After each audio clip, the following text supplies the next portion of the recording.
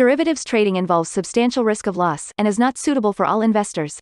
Past performance is not necessarily indicative of future results. So stressful when the world's on fire. Good God. I can't look at this, guys. Like, my strategy is you buy it and you hope that you got a good spot. Yeah, but we all think you're crazy. You don't fight this. No way. The markets are freaking out and you don't think that anything is wrong? Come back tomorrow and I'll lose it all. Should be fun. Good morning. Well, it looks like we're in for another crazy day in the bonds. It was actually pretty quiet overnight. Hold on. Let's wait for a moment. Just kind of soak in the day to the chart. All right. So treasuries yesterday, huge move up. A little bit of a pullback overnight, and now just as soon as the pit has opened, they are bidding it up again. No real reason why. It's just going. By the way, good morning, Radoslav and Joel. First ones in here and bright and early. I love to see that. S&P 500, really great recovery yesterday as well. Oil bouncing. Oh, it's like everything is up. Natural, well, except for natural gas in the U.S. Gold and silver, really big retracement here. Kappa is on the way up. That's the best move in copper I've seen in a while. Okay, dollar coming off, and the other day Bitcoin got hammered pretty hard, but yesterday bounced around and they're kind of on the up. Man, Bitcoin sure wants to do something, and they're kind of like, me too. Isn't I don't know. Here's the problem. Here's the problem. I really don't think the Federal Reserve is going to back off of interest rate raises. As long as inflation is a problem, and right now, yeah, the market's about to fall apart. We were this close from financial apocalypse and all that, but it didn't happen. And as far as I can see, no deflationary impulse is being caused by it. Ergo, Federal Reserve probably keeps raising interest rates. But for now, the market is saying that they might back off. So we'll see.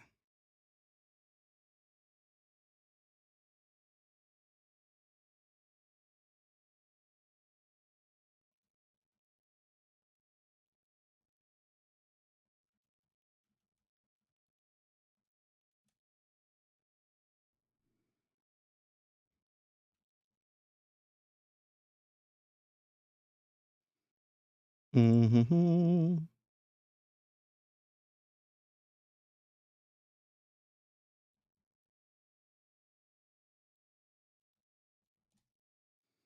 Okay, so you know what? We need music. We need the music.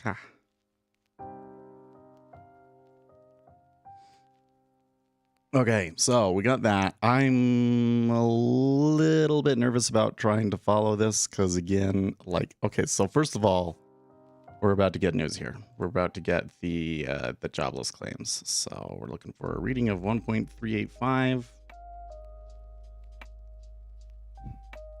Man, liquidity really pull for it too.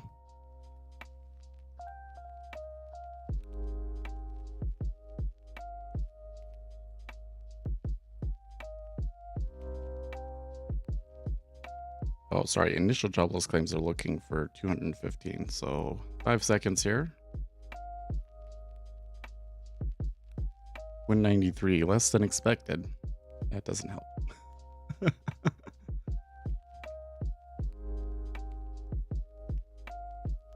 US GDP quarter over quarter final negative 0.6% versus an expected negative 0.6%.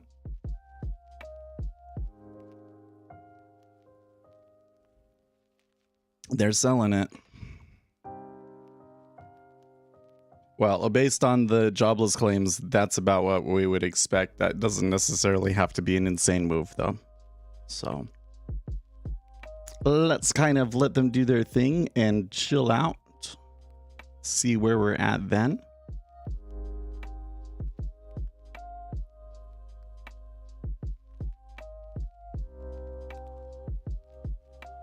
Mm-hmm.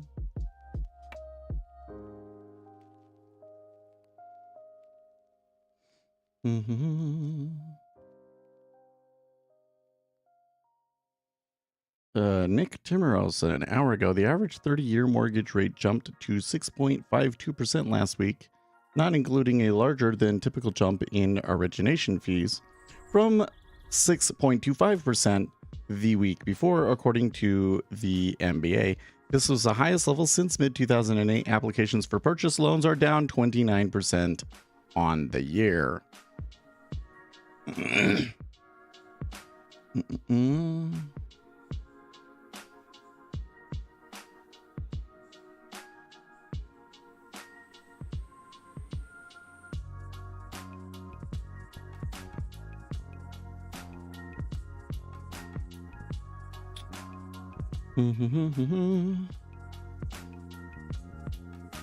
Oh yes, there's so one of the big factors in the market this morning I forgot to mention is that China has been telling all of its banks to prepare for possible offshore currency intervention.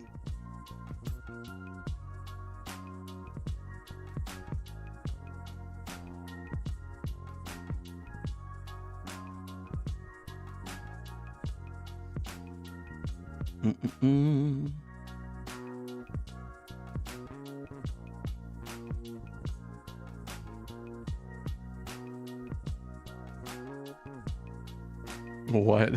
Jeffrey Gunlock, I was 30, you were 12 enough. What is he talking about? What is he talking about?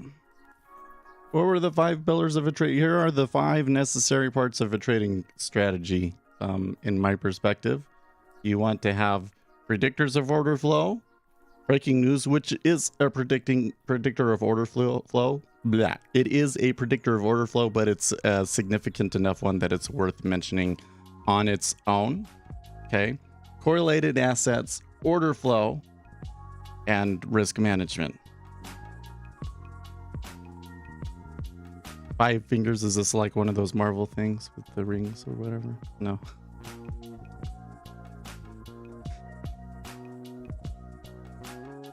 There you go. Is that pretty simple? That's what I think we're gonna do. Maybe something I will do this weekend is write up a little PDF with a brief little explanation of how you need to use all of those things together for a coherent strategy. Yeah. But it'll just be the same things that I say here on the live stream all the time. Okay, so so the Japanese yen is getting hammered here. Japanese yen getting hammered. That whole up move that we had earlier just got slammed. Liquidity is still light. They're below 1,000 contracts, so that still has me a little bit like, I don't know if I really want to trade it. The issue I've got right now, number one, I don't think that I have a strong predictor of order flow to tell me that the action is going to go one way or the other today. On one hand, I'm kind of partial to thinking that interest rates will continue to decline as they were yesterday, with the Bank of England having coming in and stemmed the bleeding in the UK markets. But at the same time, that could be like those people covered, and now we need to keep seeing interest rates rise for them to correctly price in where the Federal Reserve is going to have to take interest rates to. And like I said, yeah, there's some crazy stuff going on, and that probably ends up being a deflationary impulse, but so far it hasn't been. We haven't gotten any deflation from it, right? They solved the problem. It's okay, right? Right? Maybe. Let's see here. Get me to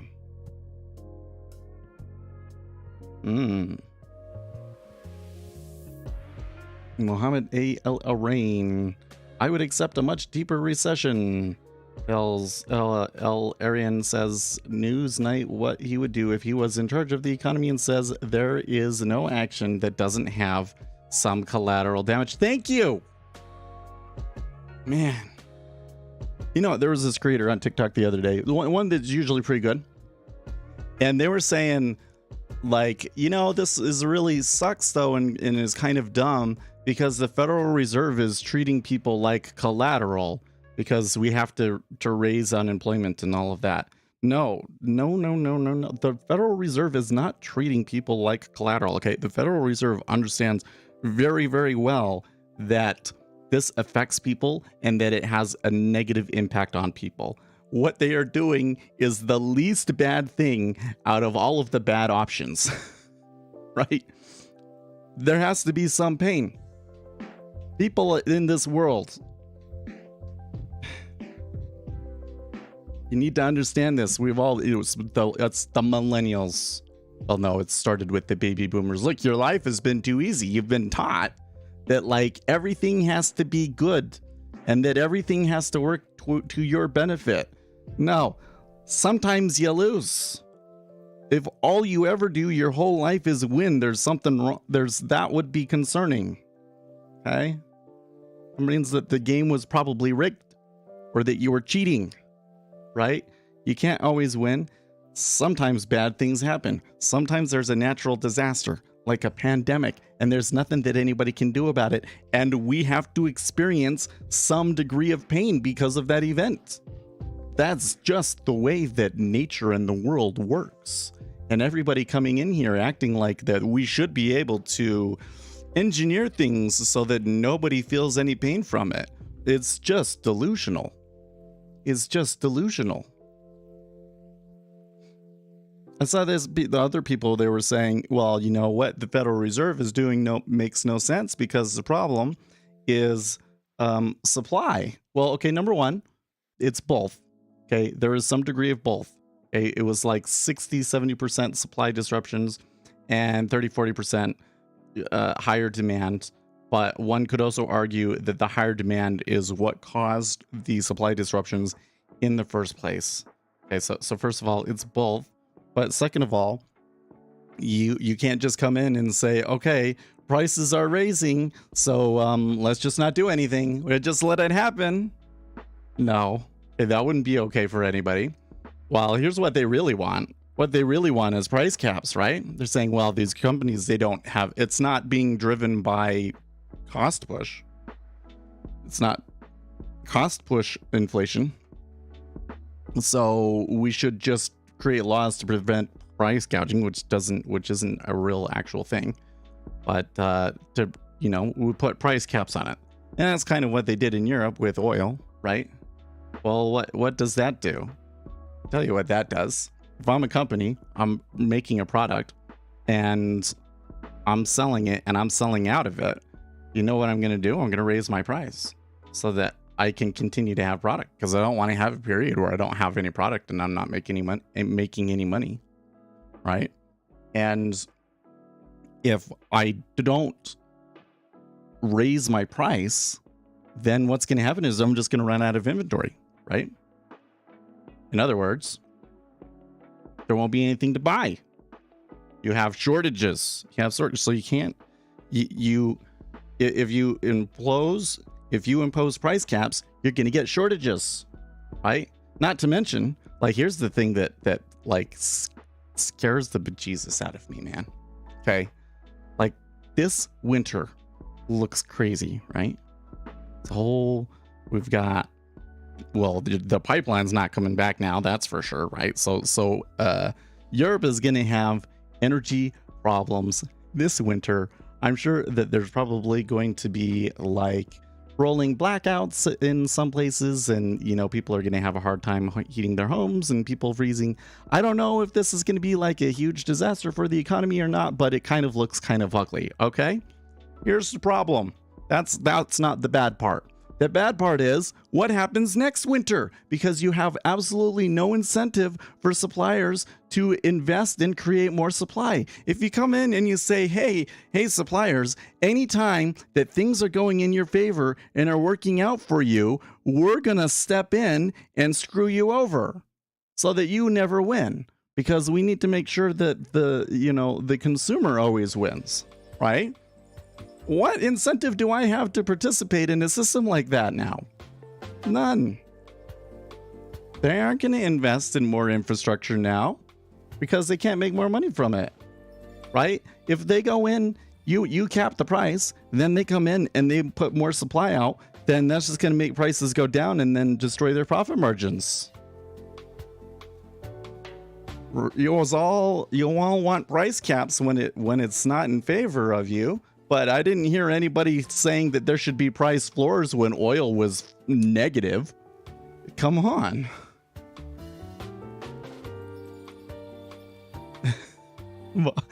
So Pablo, I messaged Peter. Well, so I messaged Peter yesterday and he didn't respond. But what I can do here, so I'm gonna do it again. I'm not gonna message him again. I'm gonna create a support ticket, because last time they created the support. We're gonna get you the discount, bro. We're gonna get you the discount.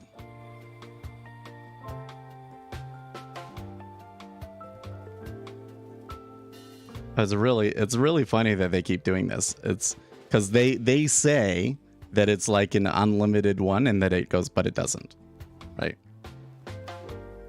And they haven't figured out how to fix it yet, I don't think.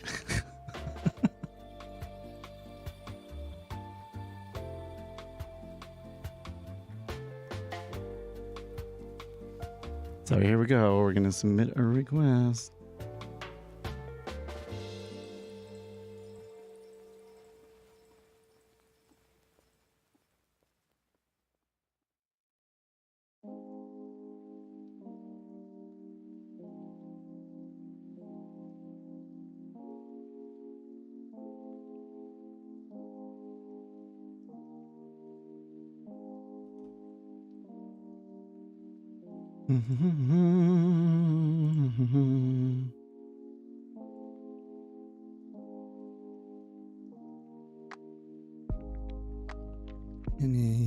Blah, blah, blah, blah.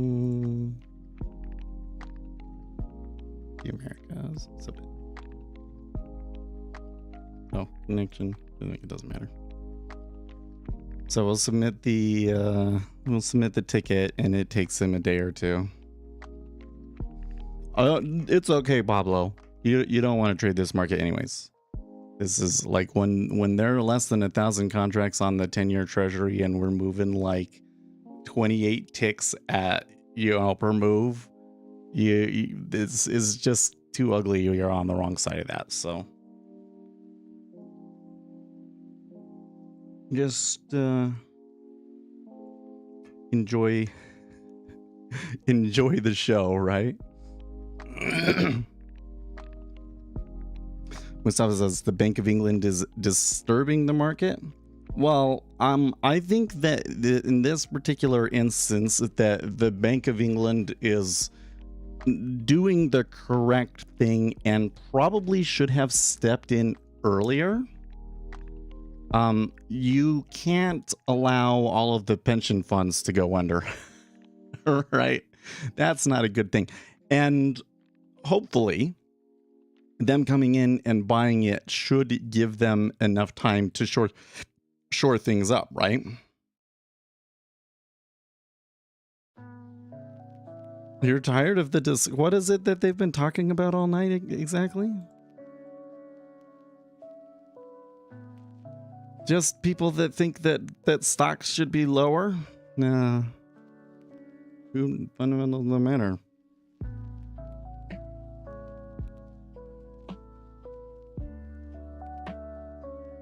It is. Well, you're right. Like I've been trying to. What would happen if the pension funds went under? Okay, so if the pension funds went under, it would be the bondocalypse, right? It would be like all the bonds would sell. It total chaos. Interest rates above 10%. Thanks, Pablo.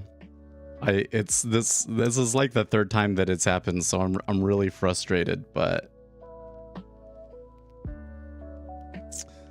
I don't know.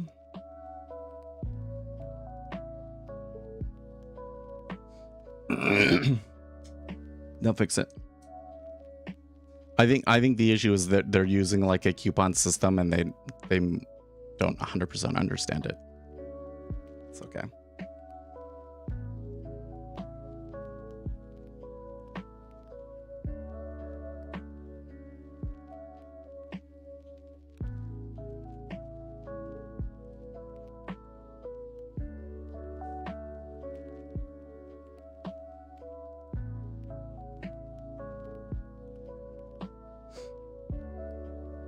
Okay, so I just learned about FIMA, the Foreign and International Monetary Authority's repo facility. So apparently the Fed can prevent foreign countries from dumping U.S. treasuries for cash. Really? I don't think I've heard of that before. But I don't think that it would, it would only, I think that that's sort of what you're describing sounds like that would only be a thing happening like during a trade war, economic warfare sort of a thing, which kind of makes sense.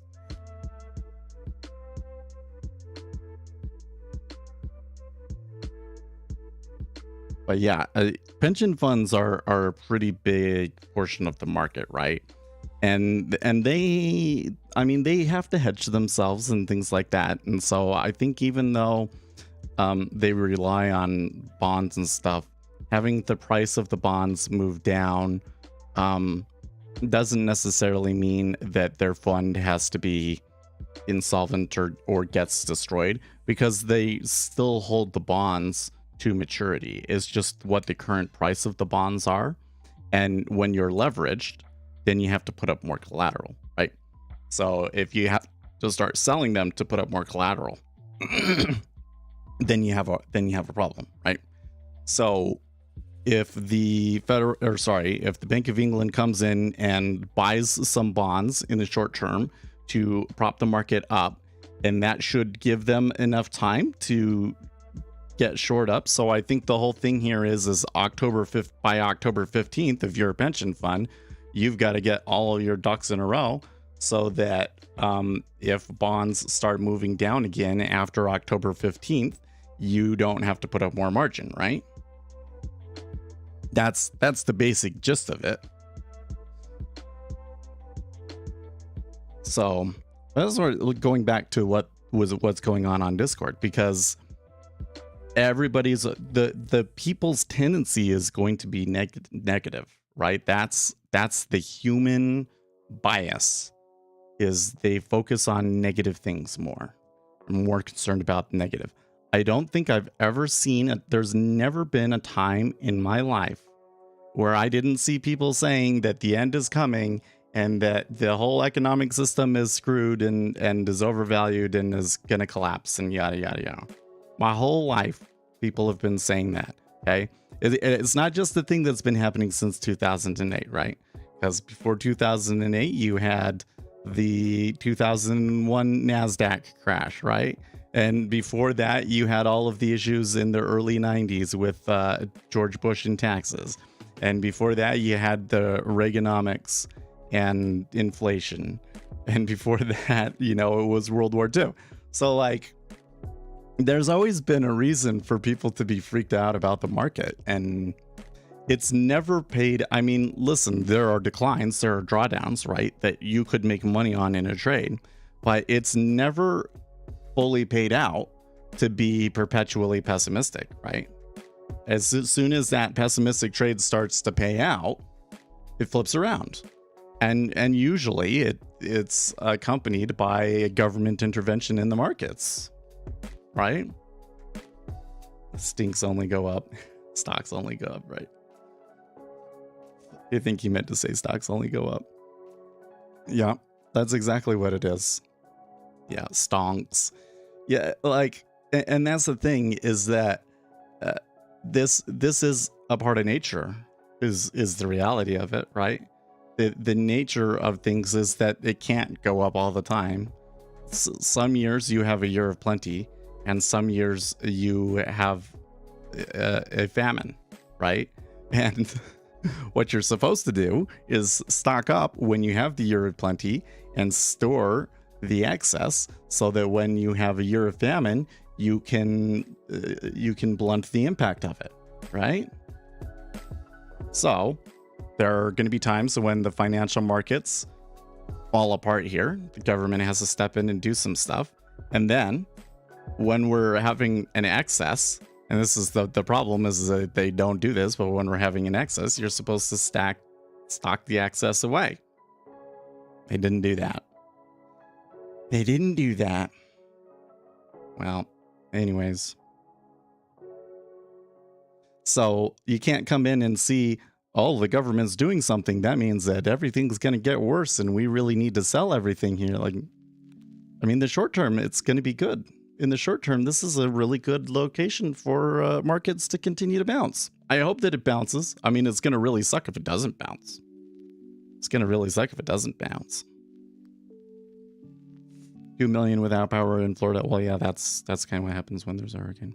I haven't heard from Uzi yet. We need Uzi to step in and tell us that everything's okay. But I think that what's going to happen is going to be like, oh yeah, it's just a hurricane. Happens all the time. Happens all the time. That's another one where I'm kind of worried. Like, okay, so that was like the first really major hurricane of the season, but probably there's going to be another one, right?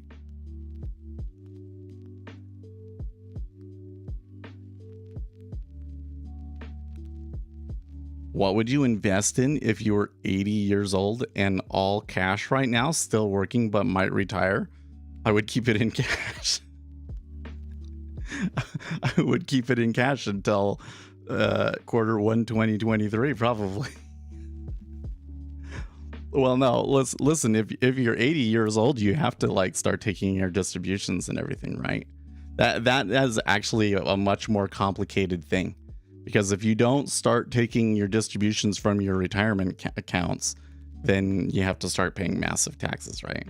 So if you've got everything in cash, then I would probably buy as many government inflation protected bonds as I could, which I think you can do like max 5,000 or something like that. I'm not giving specific advice, okay? This is all theoretical, right? I'm not giving specific advice to a person. I want to be that clear. If you're 80 years old and you're asking me this question because you want advice, that just realize this is not advice. This is just, here's what, Seth, I'm giving general information to the public, okay? So general information to the public, number one, is that you do have to take distributions after like 76 or something like that. Otherwise, you get penalized big time, okay? Number two is that at least in the current environment, the best performing asset has been the dollar, okay? So you're still losing money on an inflation basis, but you're not losing as much money as every other asset is losing money, okay? That's information number two. And information number three is that the government does sell inflation protected bonds that are yielding like 10% or something like that right now. Okay. So invest in business schemes. Well, if you're 80 years old, that's probably not going to work. I keep seeing this thing come up over and over, that one of the problems that they have, especially in rural areas, is that you have these older couples that, like, they've been running a business, for instance, and they don't have anybody to pass the business on to. This is going to be interesting how that plays out. Or like another thing that's happened is like companies will have older people, like executives or whatever, and them retiring should be like a really big opportunity for you.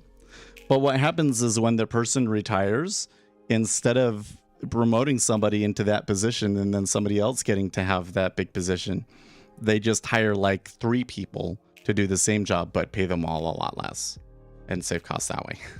Isn't that retarded? It's like you can't win sometimes.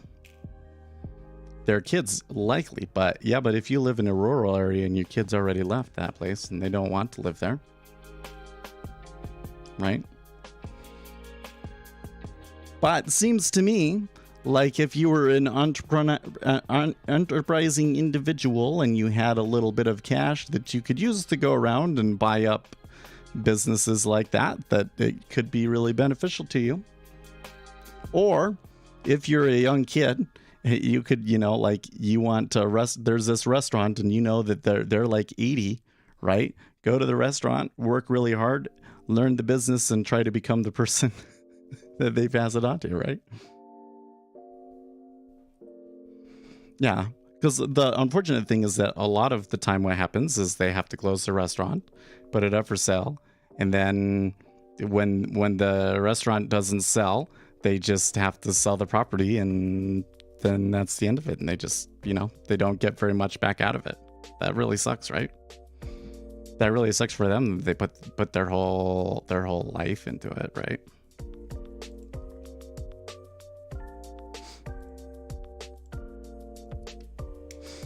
I'm checking Twitter here. Oh, let's see here. Mohammed El Arian is saying more stuff. The initial market reaction to the surprise Bank of England purchases was a large across-the-board fall in yields that favored the long end. Today, yields are higher, and in terms of curve, again, in a manner that reflects the fact that the Bank of England is buying the long end. Oh, and in other words, the long end came down more. Steepening, yes, steepening.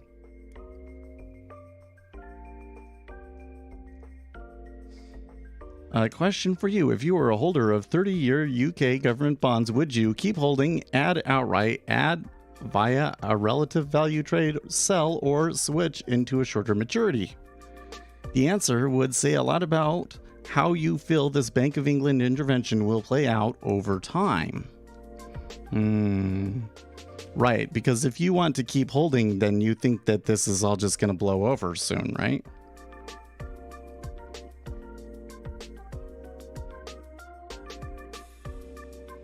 I don't know. So this song is a little too silly for me. It's a little too silly for me.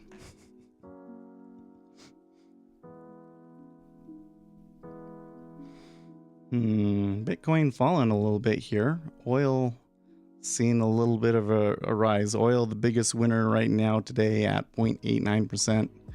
Natural gas, the biggest loser, negative 3.5%, followed by RTY, which is down 1.5%. So relatively big moves overnight, but not nearly as crazy as earlier in the week. Treasuries just kind of middling here at 03, so we do got like a pretty good liquidity hole here to play if we wanted. I'm kind of tempted to go long treasuries in this area, but I don't think it will. I think that the liquidity still sucks, and I don't have a strong enough predictor of order flow here to justify a trade. But when I look at the correlations in the order flow, this is a place where we could take a timed trade. That stuff all seems to be in line. Order flows in line. Currency correlations all seem to be pretty close today, although none of those assets are moving at the moment.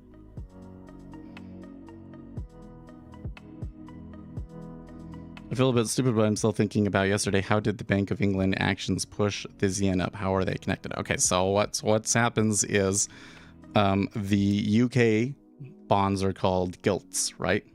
So basically what happened yesterday was over in the British version of the 10-year treasury, the Bank of England was buying, right? So if they're buying gilts over there, that's going to affect all correlated assets, right? So if we go back to our predictor of order flow framework, right? One of the things that can predict order flow is supply and demand shocks in substitute assets, right? So gilts is a substitute asset for treasuries. So if gilts are going up and treasuries didn't, then the treasuries wouldn't be very competitive there, right? People are going to arbitrage them away and try and, arbitrage away the difference. So that's why you see all bonds across the board move up, right? You're the man. Oh, so was it that simple? I gotcha. But I'm trying to put it in terms of what are predictors of order flow, right? So you got to remember one thing that can predict order flow is like a substitute asset, right? That's why, for instance, this isn't the dynamic that we've been seeing, but that's why at some point, if you trade this long enough, something that you will see is a situation where the S&P 500 moves down and the treasuries move up, because what's happening is treasuries are a substitute asset for the S&P 500. So if the S&P 500 is doing terrible and people don't want their money in the S&P 500, they're going to take it out and they're going to put it into bonds, right? The only reason they're not doing that right now is because the Federal Reserve is raising rates, right? But if we were in a more normal time and then something bad happened to push the markets down, and then the treasuries would start moving up because they would think that the Federal Reserve will lower interest rates, right?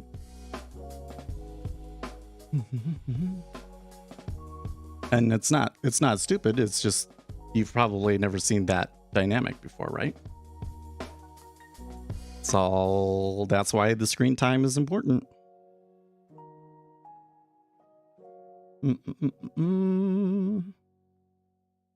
Twitter a little quieter today. Yep. I'm glad that helps.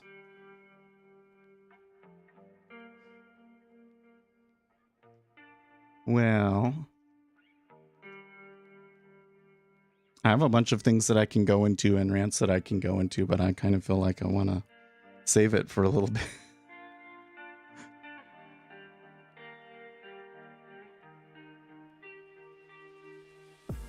I already ranted about people on the internet that don't seem to understand basic economics, right? I mean, it's not that many people misunderstand economics, is it? Is it really the case that like the majority of people think that price caps would be like a great idea? You have a prediction of how you think the Dow could go over what time frame?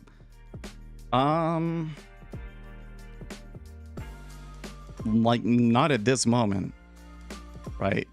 So yesterday was kind of a really key a really unusual situation where you got a predictor of order flow that is probably one of the strongest predictors you're ever going to get, which was when the Bank of England was coming in and restarting quantitative easing, right? So in that situation, that all of the bonds are going to move up, right? I didn't trade it, even though it was a really strong predictor of order flow, because the amount of volatility that was accompanied with it was just insane, right? Like, yeah, I think that trade that I took on Sim yesterday, and it started with 5 contracts, of course, but like it ran so much further than that. I think that in the end, it was like 2,500 or something like that. So yeah, there was a lot of profit to be in it, but the pullbacks that I had on it, it was like $1,000 pullbacks on one contract yesterday, right? And if you get in the wrong spot on any of that and you don't have more than $1,000 to risk, which, if you don't have a $100,000 account, you probably shouldn't be risking $1,000 on a single trade like that, right? So we didn't do it. But yesterday is a kind of a special example of where you have a predictor that's so strong that you almost exactly know where it is. And the issue now is that now that day happened and we're just kind of sitting here, we are a little bit less, we have a little bit less direction than we normally would. Another thing that's kind of unique about right now is we've got today and tomorrow are the last days of the month. So typically you would expect to see some end of month flows. And if I were to guess, I think that you would probably see more buying into the treasuries. The treasuries do tend to buy up on the last days of the month, last and first day of the month. So just based on that alone, I would probably be going like biased towards long. But that flow's probably not as strong as everything else that we've got going on from the whole week, right? But you can see it for me in my trading, because of the amount of volatility and because of what the liquidity is in the 10-year, I'm much less prone to take a trade, right? Because I've just learned too many times that kind of action can just screw you over hard so quickly. Part of how I've been able to do as well as I have this year is as being able to identify those situations and just kind of avoiding them.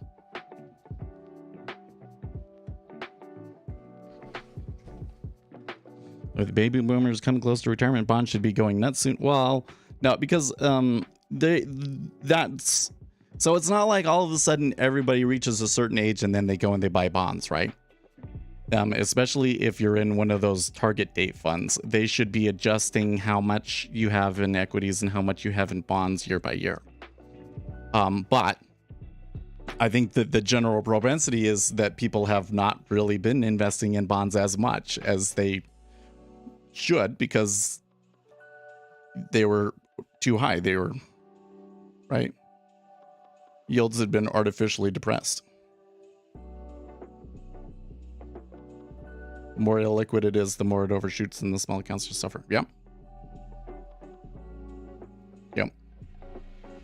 I mean, there's opportunity in there, and if you see a specific spot, you can take something as she goes and just kind of catch a quick profit on it. That's fine. But I'm not going to go and do that and lose 3 times in a row, and then, you know, because that's what a lot of retail traders do. Why bonds instead of dividend growth stocks? Well, I'm not suggesting that one would want to be in bonds right now rather than dividend growth stocks. But generally speaking, the reason why investment managers will put you into the bonds is because they're just safer. So like if you have dividend growth stocks, you'll still lose money if the market's going down, right? And you're gonna get a lot more volatility than you were in bonds. And if you're in bonds, then in a normal situation, you would be making money as the recession comes along, right? You'd be making money because you'd have, you know, your bonds would increase in value as the Federal Reserve lowers rates, right? Again, right now is kind of not the usual situation where all of the bonds are just getting creamed and the stocks are getting creamed, because the whole thing is that a lot of the industry is designed to take advantage of the inverse correlation between those two assets.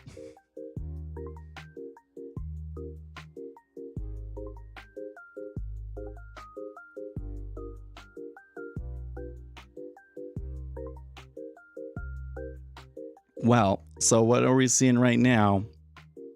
The treasuries are all moving up, but the 30-year went quite a bit further than the other two.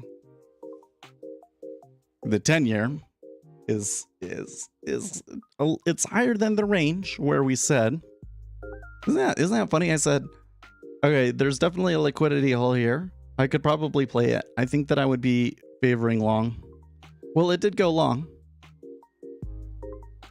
I'm still not very confident that I have something that really strongly predicts which way we're going to go, though. And so a move like that, I have to be suspicious of it coming back on you, right? I'm chasing it is likely to be a disaster for me. Look at Japan government bond yields around 0 and look at the United Kingdom, so deflation versus inflation trade. Okay. Well, I don't really have any way to look at those, though.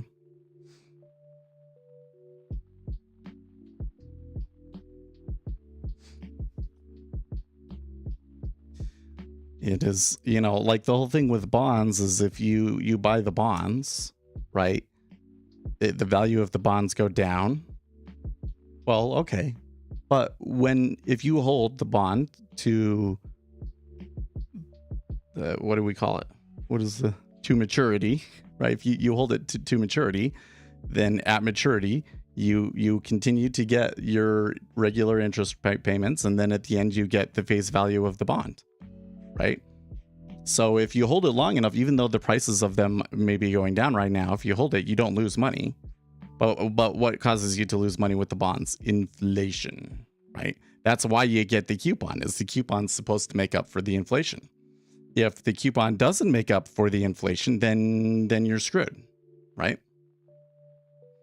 So this is another one of those kind of like, what do you say, like speed limits in the markets, or you know,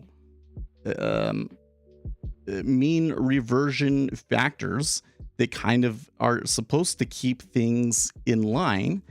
If you come in and you say, well, the Federal Reserve shouldn't raise interest rates, then really what you're saying is that anybody on a fixed income should be screwed by inflation, because we've had inflation, and then you're not going to raise the yields to compensate them for that. Why should anybody buy bonds if that's what you're going to do? Right? If the yields don't go up when there's inflation, then it's kind of dumb to invest in bonds, isn't it? That's not very good. And then how does the government fund its debt? Somebody has to buy it. The Federal Reserve can't buy all of it. I don't think that would work.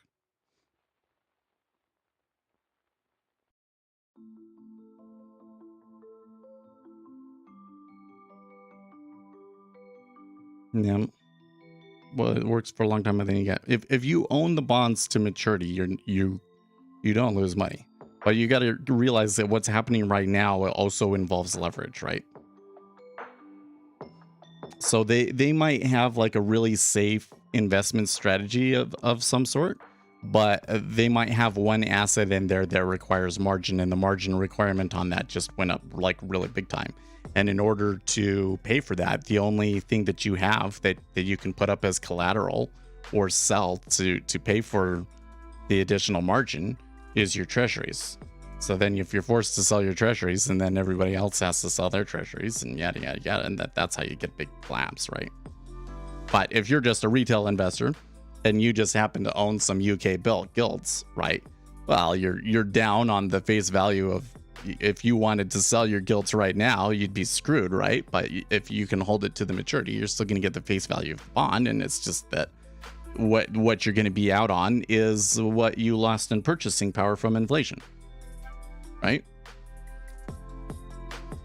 Again, if you don't increase rates to compensate investors for the inflation risk of holding a bond for 30 years, then why would anybody buy them?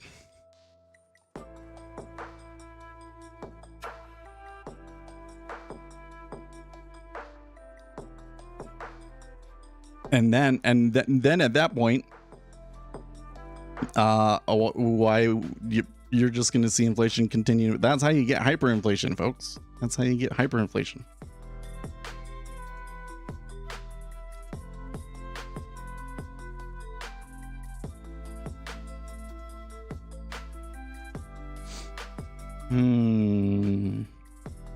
Have to say, Twitter is really quiet this morning. Was Twitter quiet yesterday too, and we just didn't notice because we were yapping so much? And the stupid thing is the dollar is the last resort. Well, but that's the crazy thing, right? Is that everywhere else is worse. The thing that I always laugh about, because people bash on the dollar so much. Man, all of 2021, what was the rallying cry from everybody? Cash is trash, right? All of the Bitcoin people talking about how the dollar was BS and everything, right? Bashing the dollar, the best time to buy it, man. Well, Military complex helps too, I guess. Yeah. Well, that's at least that's something that the United States can do. Not every economy can do that, right? But yeah, but I mean, it's just like the financial situation. Yeah, the United States has a pretty big financial problem right now because they have we have this huge budget deficit. I'm an American. We have a huge budget deficit in the United States. That's a really big problem. Okay. But when you go overseas, the problem starts to become the government is spending so much relative to their overall economy. It's a problem. It's a big problem. And those many of these other countries were also behind the curve in raising rates, and so they're kind of having to catch up. And so that's why you get this situation where the dollar just keeps getting stronger and stronger and stronger as the situation gets worse and worse and worse for other countries. And the result is that we basically end up exporting our inflation around the world. And I think you may continue to see that until there's like another Plaza Accord, right? But here's the other thing is that it's not just monetary policy at that point, right? It's also fiscal policy. And the issue that we have is that the politicians have not been doing their job for the last 30 years, basically. It's a big part of why we're in this situation, because the Federal Reserve just does what they do based on the economic conditions, and what they do based on the economic conditions is pretty predictable, right? The wild card is the governments. And that's why this whole situation in the UK is happening in the first place, because the governments said, okay, well, we need to stimulate the economy. Great. Bring more inflation. That'll fix things. Right? Stimulus worked in 2008. Why? Because 2008 was a deflationary crisis. Now we're in an inflationary crisis. Putting more stimulus into the economy as a whole, it doesn't work. Now, you probably do need some stimulus. Maybe some tax cuts, maybe some direct incentives, but it needs to go into the exact part of the economy that you need to grow to resolve supply constraints, right? You don't want to give it to just everybody, right? I feel like there's something like my teeth aren't clean, so I keep doing this. But they are clean. I don't know why I feel like there's something in there.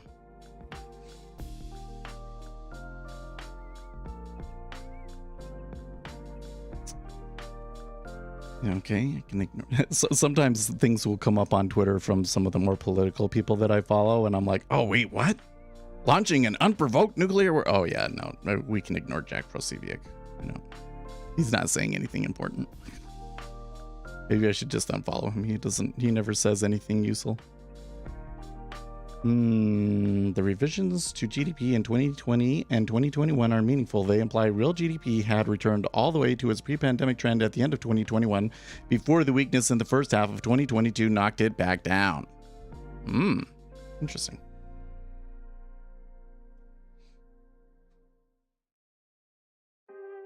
Well, what do you think about this trend in the 10-year? That's now it's equal to the previous swing high from basically the start of the session an hour ago.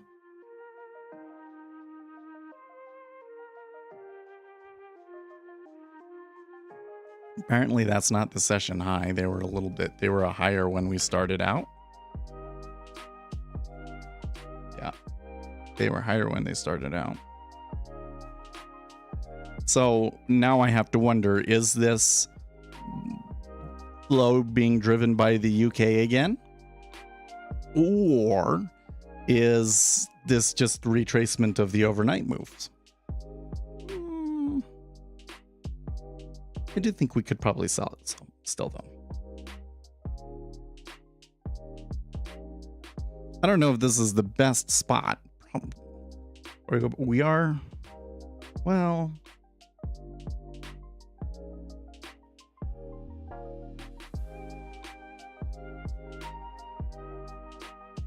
We're gonna have some Fed speakers here in a bit. Okay, Fed's Bullard speaks at the bottom of the hour. He's a hawk.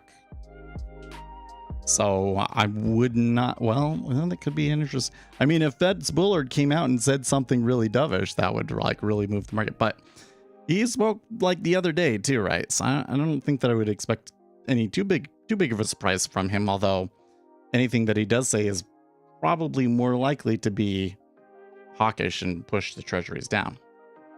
Anyways, but I do see some room on the upside.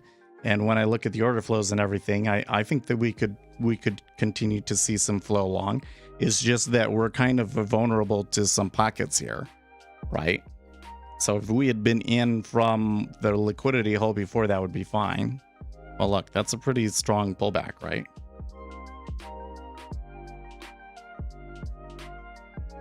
I think we have seen a trigger yesterday, at least for a mid-size run. So what was, so I thought you said tiger. Who are those guys that were like the brothers that tamed tigers?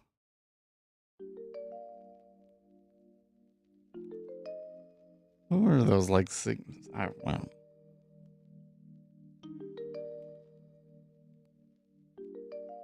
Tiger tamer killed. Who was that? Siegfried and Roy. Siegfried and Roy, that's what it was. Listen, trading is like taming tigers. Like, you can do it, you can tame a tiger, okay? But Siegfried and Roy still got eaten. Yeah, who was it? Which one was it that died? It was Siegfried, right?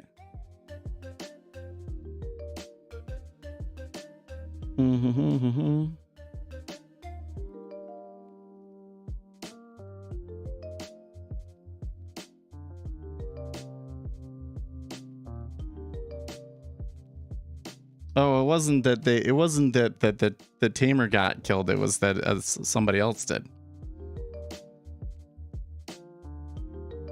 Horn. Who's Horn?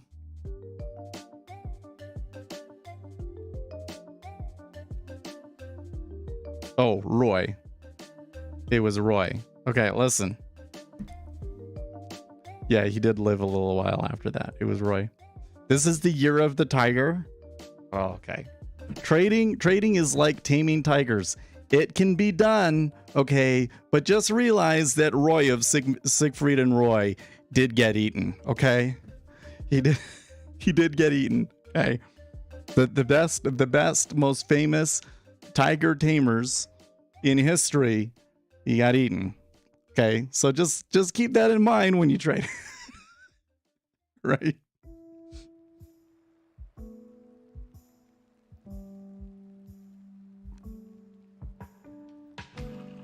You want to see a 6? Why would you want to see a 6E ladder?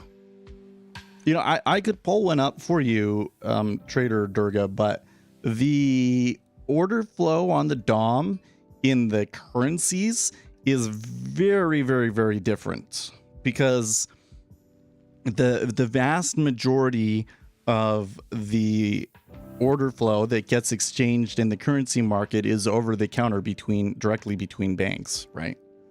So when you're watching the order flow on the DOM, you know, it's kind of telling you a little bit different things than what you might see in the treasury.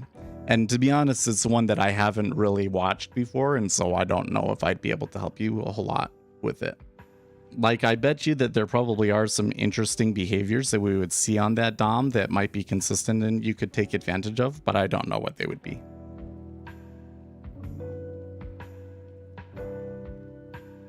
Yep, there you go. Livermore committed suicide. Unpopular opinion. Jesse Livermore was fooled by randomness and was just getting lucky. Well, it wasn't that he was just getting lucky, but he was taking excessive risk, and you do that long enough, you're going to have like a really good run. And then he continued to take on excessive risk and he lost it all. You don't want to be him. Yeah, he made it more than once, but he lost it more than once, right? I don't think that Jesse Livermore should be our example of a profitable trader that we want to emulate.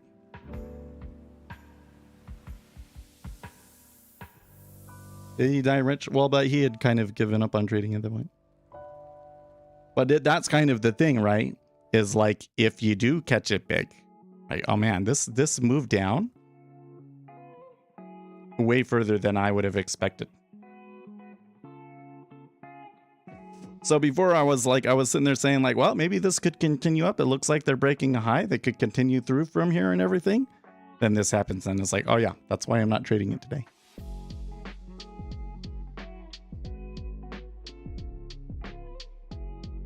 So like one of those one of the things I thought was interesting about Jesse Livermore was like he went like the first time when he became like in the newspapers and everything, he became rich, right? And then he decided, I'm going to go and corner like the sugar market or something like that, right? And he got his butt handed to him. So what really happened there? Well, here's what I think happened was he bet big and he would add to it. Like he would take a big trade, right? Take big risk on a trade, have a really big stop or whatever. And then when it started going his way, you start adding to it. So if you're going short stocks and there's like a stock apocalypse or whatever, which happened many times during his lifetime, right? He was making the quick money in the bear market. That's what he was doing, right? And then after that happened, then he would come in, he would either trade too big of a size or just, do something ill-advised and lose it.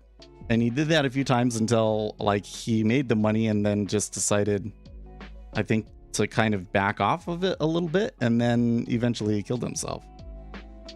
So I don't, but it's like, it kind of comes to this whole thing like profitable trading, right? Like I really, really hate the term profitable trader.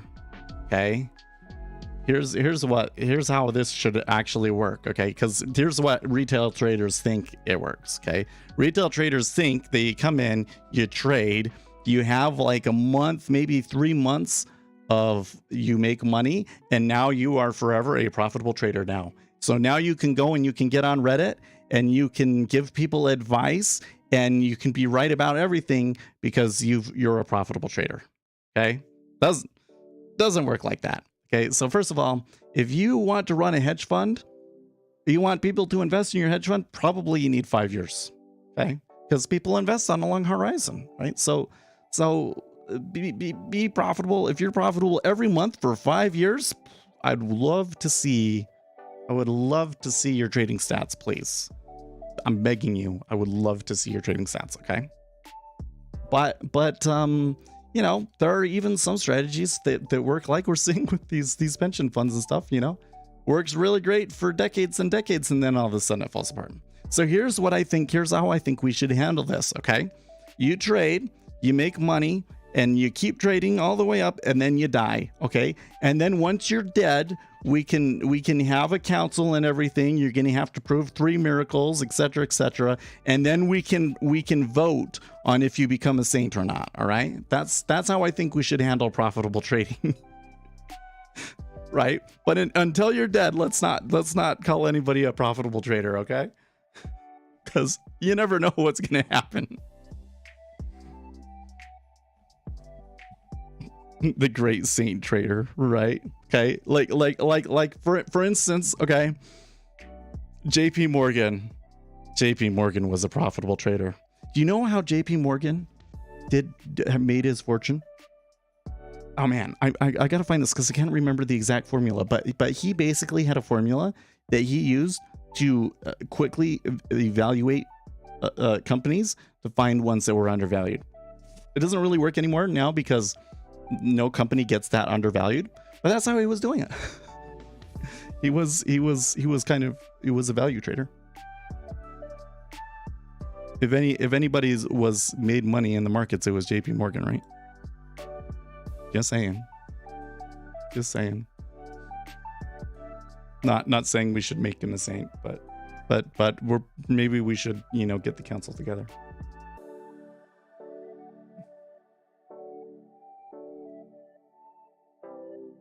I don't know why I was thinking about Paul Tudor Jones. Wait, I'm sorry, I get people mixed up. Paul Tudor Jones has that documentary, right? Yeah. You know, like I was talking about this a couple of weeks ago, because I watched the Paul Tudor Jones documentary a couple of weeks ago, though, and it seems to me that because they aggressively take the documentary down everywhere, right? I think it's because he's embarrassed. I think it's because everything that he was saying in that documentary and like where he thought that the markets were headed in the long term and everything was dead wrong. And the methods that they were using to trade at that time, particularly this trying to compare that current market run with a market run that they had seen in the past, does not work, is not effective. I think that he eventually, when you're a really big fund like that and you keep trying, eventually you change things around and you find something that works, right? Carl? Well, Carl's another good it's kind of funny. Some of the greatest traders that we've had are ones that kind of failed their way up, right? Like Carl Icahn. The reason he became such a prominent figure was because he got involved in a couple of market scuffles that frankly didn't end very well for him. Right? But it was like he was still making money, and they continued to adjust things, and they continued to learn. And now Carl Icahn is an amazing trader, right? Now he's an amazing, but like one of the big mistakes that he made, like the whole Wall Street whatever, Wall Street Money Never Sleeps movie, it was about Carl, right? Because what did Carl do? He went and he bought an airline, and then he tried to run the airline, and it didn't work. He made a lot of mistakes, and it didn't go very well for him. And that's exactly what happens in Wall Street Money Never Sleeps, right? They want to buy an airline. Market wizards. But that's the whole, okay. But like what's my larger point here is that I'm not trying to like denigrate great traders, but what we do is we see a great trader and we say, okay, I should try and duplicate their methods then, right? Well, listen, if you put 1 billion monkeys into a room and you had them all make a trade every day, eventually after a long enough time, you're going to get this one monkey that was right every time and made money. Okay. just by pure random chance. Okay.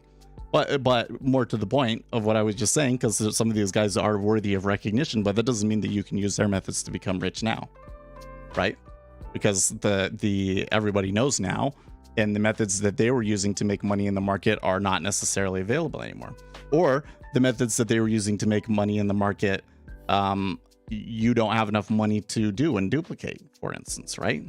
The Market Wizard books, well, I haven't really read them, but what the Market Wizard books cause people to say kind of bothers me, because it causes them to pursue strategies that empirically we know don't work very well, because somebody in a Market Wizard book made money doing it that way.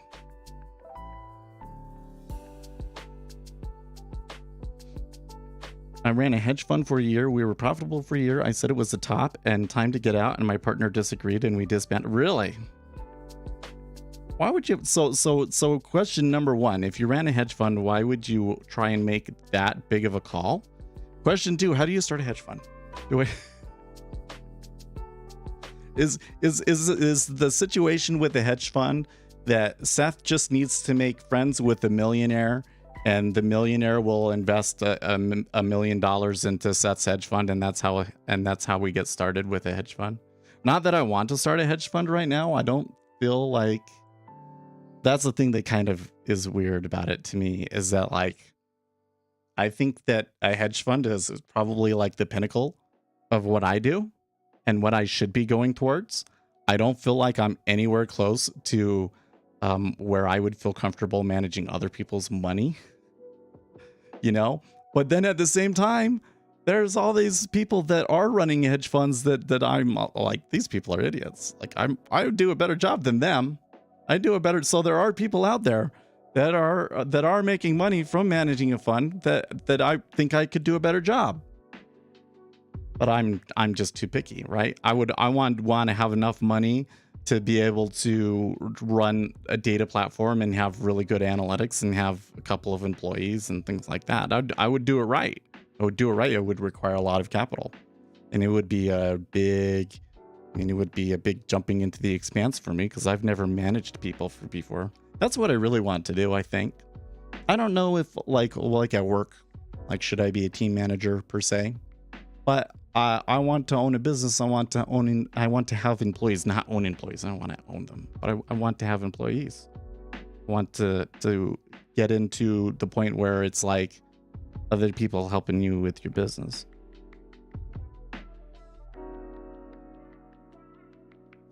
That's exactly right. We had two guys on our board of directors who started a hedge fund and then failed at it, and they explained it's who you know rather than skill. Yeah, I get the impression that you have to have quants to run a really successful hedge fund. Well, I don't think that quants is the only way to do it, but it's certainly the most prominent way to do it. Like the issue that you get. So here's the thing. Our style of trading, right? I call this informed trading. But if we were to go to more traditional terms, really what we're doing is we're speculating, right? We are using the information that we know about the market to predict future order flows, essentially. And the problem with speculation, number one, is that speculation is not as reliable. So if you come in and you market making, you're going to come out with a certain reliable amount of profit. Whereas with what we do, it's a lot more varied, right? We come in and we have days where we don't trade at all, and there's weeks where we don't trade at all, and then we'd take a couple of trades, and there might be like 1 week in the year where you make all of your money. So it's not as consistent, right? And there's a limited amount of money in it, okay? Now, the reason that we can get away with that is because we're retail traders. And even if it's just like all the retail traders doing it, there is enough opportunity in the market that we could probably get as popular as possible here on YouTube, and there would still be opportunity in speculating in futures, okay? Because there's just that much market inefficiency available. We could bring it down, and it would benefit the market if we brought it down, and that's kind of what we're trying to do, okay? But we would probably like never reach that peak, okay? But if you're a hedge fund and you're starting to do it, now you get into the situation where there's not enough liquidity in the market for you to really take the kind of trade to make the money that you want on it. Because if you're going to come, like right now, okay, look, we came up to 112.10 and then we fell all the way back to 02. So that was a 16 tick decline, okay? But if you have to, average into the trade and everything because you're so big, like a quarter to half of that gets eaten up just by your impact. Well, then you only need 8 ticks, which is good, but that's like one of the better trades that you're going to get, and it's not that much, right? So for a hedge fund trying to make those big speculative plays, it's possible, but you kind of have to go about it in a different way, and you might have to get into some more weird instruments and like multiple different stocks and that sort of a thing. And so that's why once you get to the hedge fund level, a more broad portfolio level strategy that involves holding a portfolio of stocks and balancing that portfolio of stocks based on the economic conditions that you're expecting in the future makes a lot more sense, right? Whereas what we're doing, it scales up to like a prop shop, and individual traders doing pretty well, but not beyond that, unfortunately.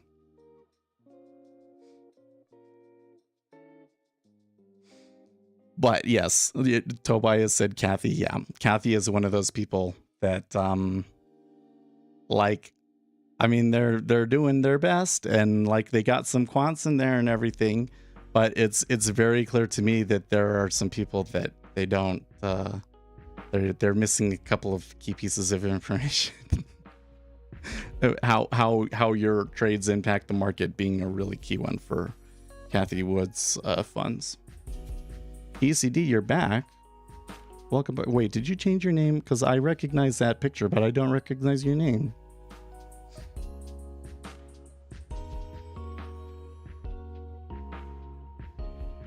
I don't know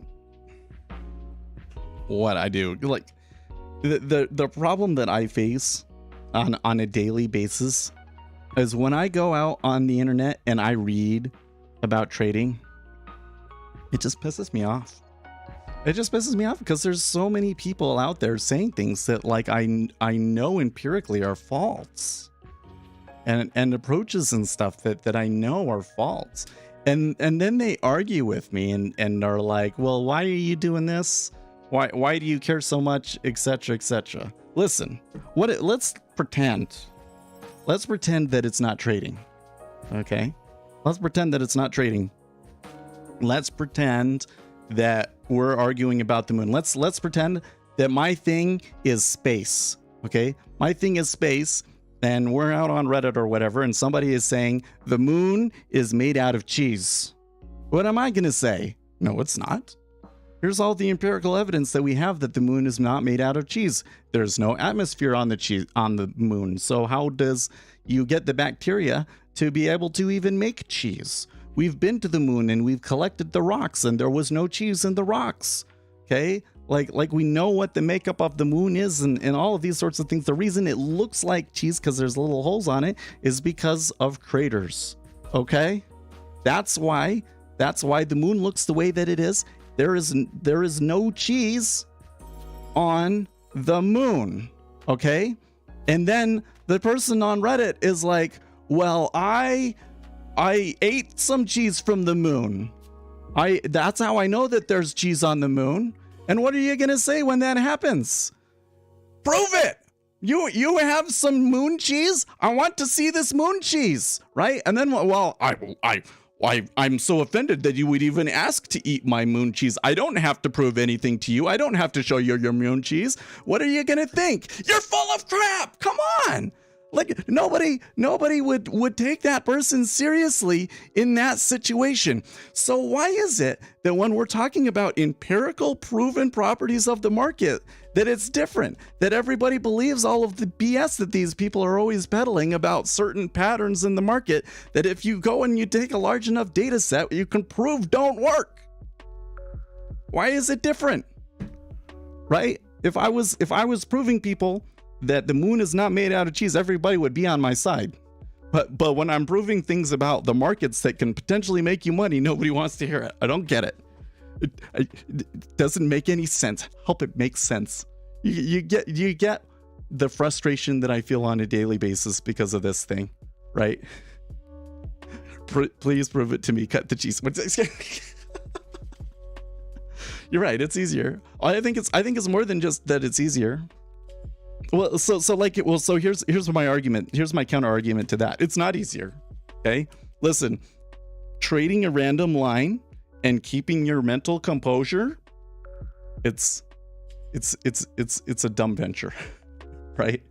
Like if you get into gambling, okay, where we know that the thing is slot machines, okay, like let's say that your thing is slot machines, okay, you're constantly gonna play slot machines, okay, you know that it's random and you know that it's rigged against you, okay, you're gonna have mental health problems with it, right? It's gonna cause all sorts of problems, right? It's not easy. It's gonna drive you insane, right? Whereas if you understand the way that the way that orders impact markets, and you can come up with theories for what are the things that are bringing those order flows in right now, then you can look at the action and it's not random, it's not crazy. And you can come in and you can say, well, okay, like say you traded today. you can come in and you can say, well, the reason it's trading this way today is because liquidity is really low. There are some strong order flows to the upside, but because of the weak liquidity and everything, you get these really big pockets of liquidity beneath you. And so there's a really big risk of there being a strong adverse excursion against you. And that was the mistake that I made, was not accounting for that, right? Now you can like make conscious effort and progress every day based on how you're trading. Whereas when it's random, it's all you can do is like look at the stats and be like, well, today it didn't work. Right? It's easier to, I mean, yeah, it's less work. It's less work to look at a chart because I can teach you a chart pattern in a day. Whereas it takes months and months and months to understand enough about the markets to really be able to keep track of what kind of flows are coming through there, I guess. But in the end, it's easier to do it this way. like the amount of work that you have to do to go and find a statistical edge is like insane. And whereas the informational edges are just like lying on the floor everywhere. They're constantly everywhere. So it's not easier. But I think it's more than that. I think that it's people's natural tendency. Yeah.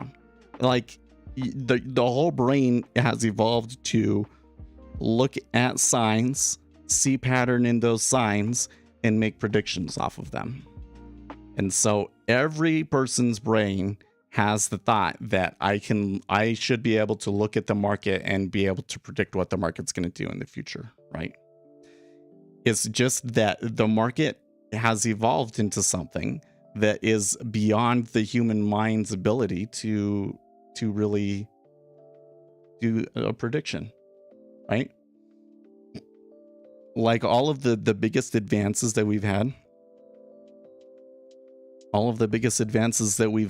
in trading and fund management and everything in the past 10 years has been based largely on machine learning. Essentially, they've occurred because we've been able to go beyond the human mind and use statistics to find things that nobody could find on their own. Right? Okay, I like your perspective about informational efficiency, but where do you get the info that you need in order to have confidence to place a trade? At what outlets do you look at? Okay, so good question. So the first one is have a news squawk. Okay.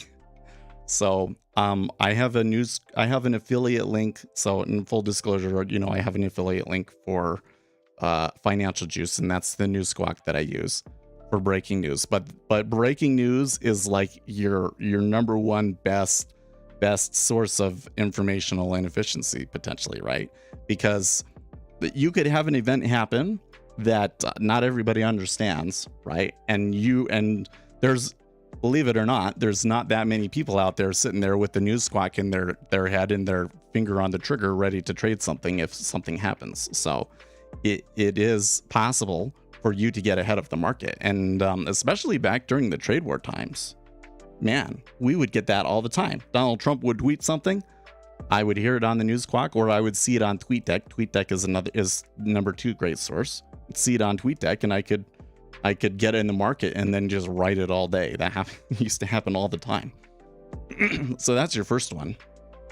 The next one is that there are analysts out there talking about this. So in particular, Goldman Sachs has flow traders and flow analysts that will regularly release reports about what flows they're expecting to see that week based on seasonality and all of these other sorts of things.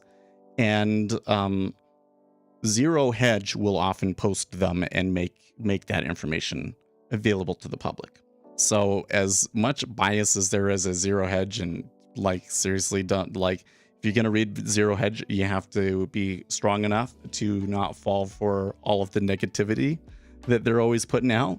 But you can get really, really good information from them. But it's not Zero Hedge that's the good source. It's the prominent industry analysts, right? Prominent industry analysts Because yeah, analysts are wrong all the time. Okay. Yeah, they are. Analysts are wrong all the time. Okay. So people will say, oh, there's no point in reading the analysts because they're wrong. And if you follow their predictions, you're not going to make money. Probably true. But the analysts still give you all of the information that you need. And you're not making the same trade that the analyst is, right? You're just making the prediction about what is going to be driving order flows today.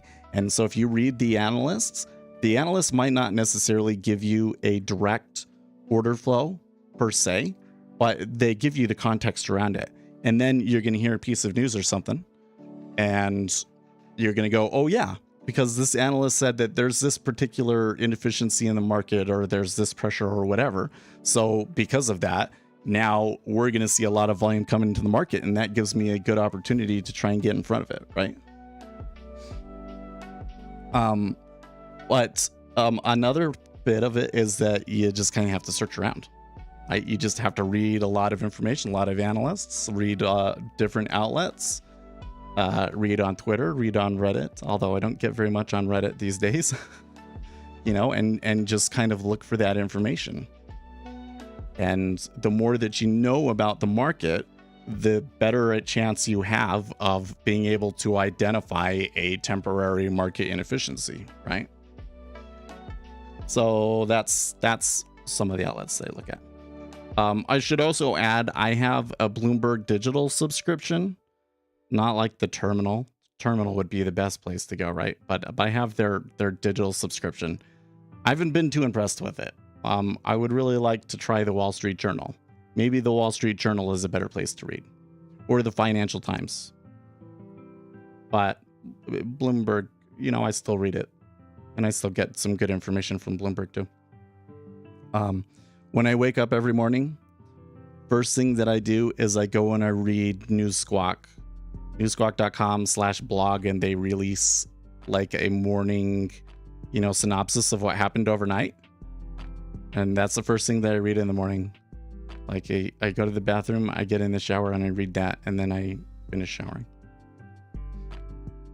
That's why I say when I come in and I'm looking at the charts, I know generally how all of the assets moved based on what I read from NewsSquawk and Zero Hedge and whatever else I was able to read that morning. But it's the first time that I'm actually looking at like the actual chart.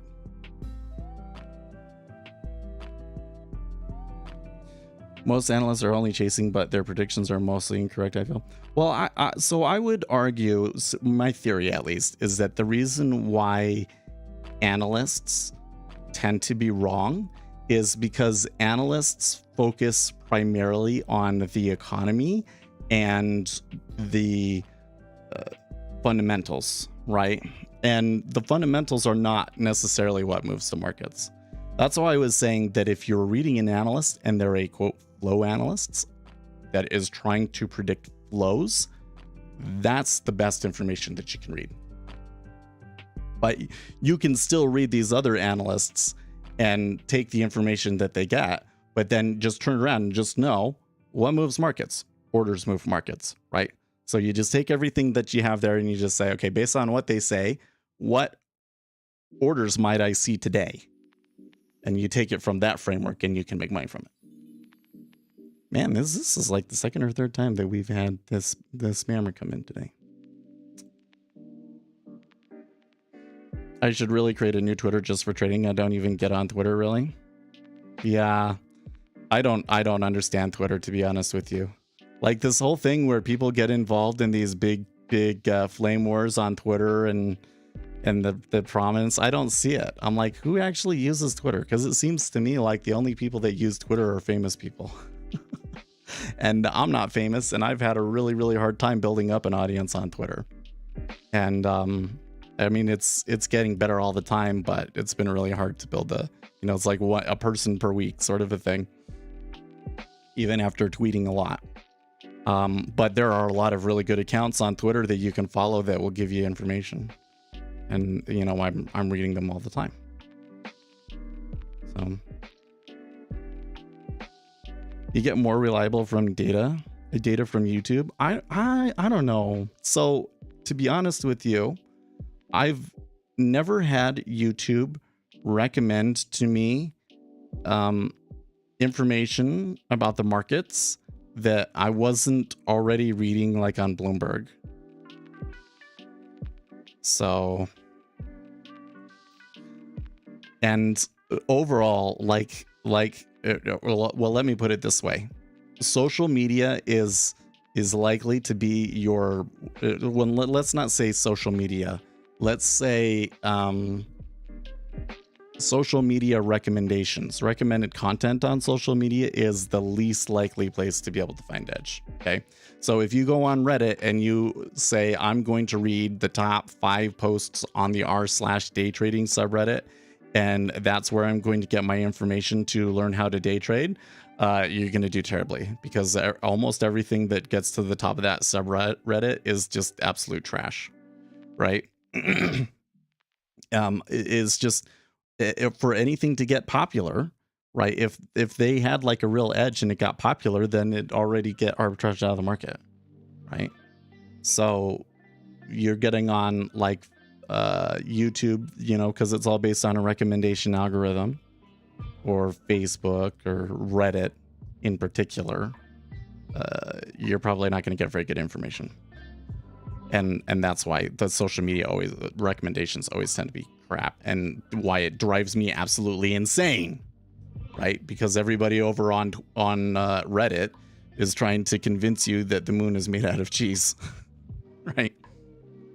But Twitter is a little bit different, because Twitter, TweetDeck in particular, because TweetDeck you can go and follow individual people and see everything that they say, and you can go and you can get people that are like the true leaders in our industry.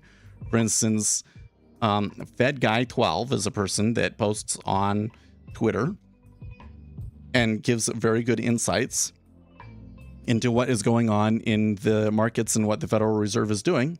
The reason he's able to give those insights is because he was the senior trader at the Federal Reserve Bank of New York for several years, right? So that's one person that I would follow. Who else do I see all the time that I like to? Nick Timiraos. Nick Timiraos is a reporter from the Wall Street Journal that they call the Fed Whisperer, because the Federal Reserve always gives him the hookup on the big story when they want something to be put out.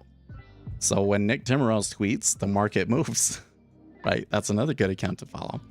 Then News Squawk has a account. Financial Juice has an account. There's a bunch of Trading Floor Audio, FX Street News. I'm just going down through the ones that I've seen recently. Live Squawk. These all will tweet stuff after they put it out on their News Squawk, so you're getting it a little bit later on Twitter. But I actually find it really useful to see all of the different News Squawks tweeting stuff, because it kind of helps you see how the news is disseminating out into the market. So there has been some situations, like I remember one time, you know, Donald Trump tweeted something or something like that. So I take a trade based off of it, and it didn't actually go out on Bloomberg and like hit the market and have a big move and everything until like a few minutes later. So we got ahead of it, right? Can happen. Can happen.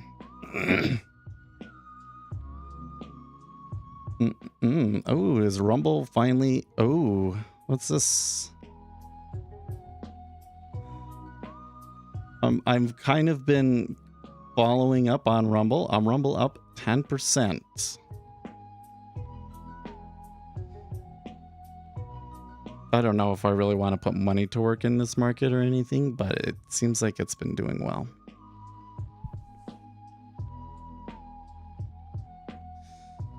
I'm concerned about censorship on social media. Okay, but it is down.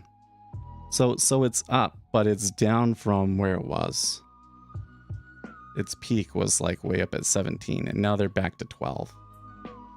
Which is probably, you know, 20% from their IPO is probably okay. The problem I have on Rumble is I still haven't gotten enough information to make me be like, oh yeah, this is the one.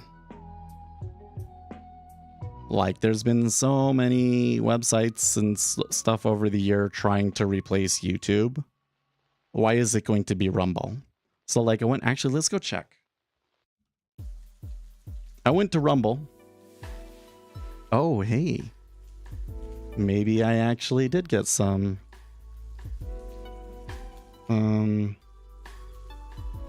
Let's see here. I forget how to go to my channels, I think.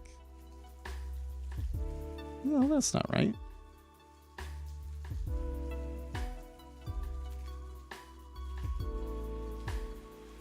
Okay.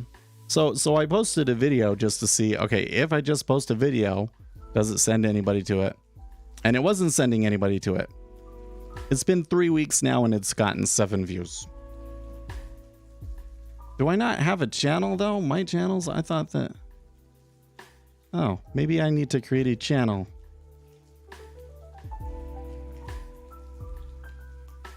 We'll do that. We'll do that later. We might start streaming to Rumble too and seeing if it comes out. And it, you know, maybe part of that is, well, yeah, have other sources to put your content out other than YouTube, just in case anything ever happens on YouTube. But I'm more interested in, is the service any good? Right? It's the recommendation algorithms that you get on there any good? Is the content that you get when you go to the website? So every time I go to Rumble and I look at their front page, I'm like, I'm not interested in watching any of this shit.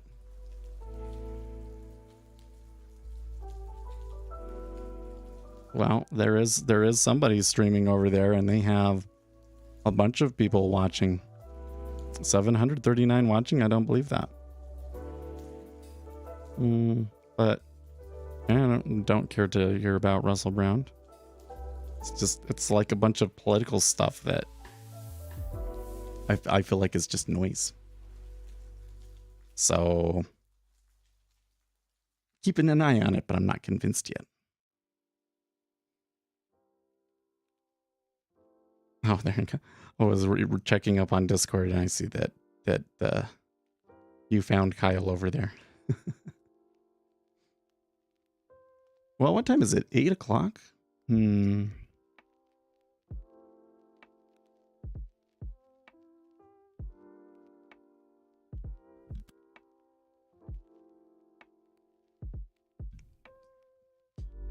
Okay, let's see here. Fed's bullard. However, there is a risk management emphasis, which is that we must stay higher for longer. I am particularly interested in market-based measures of inflation expectations such as tips and swaps. Okay.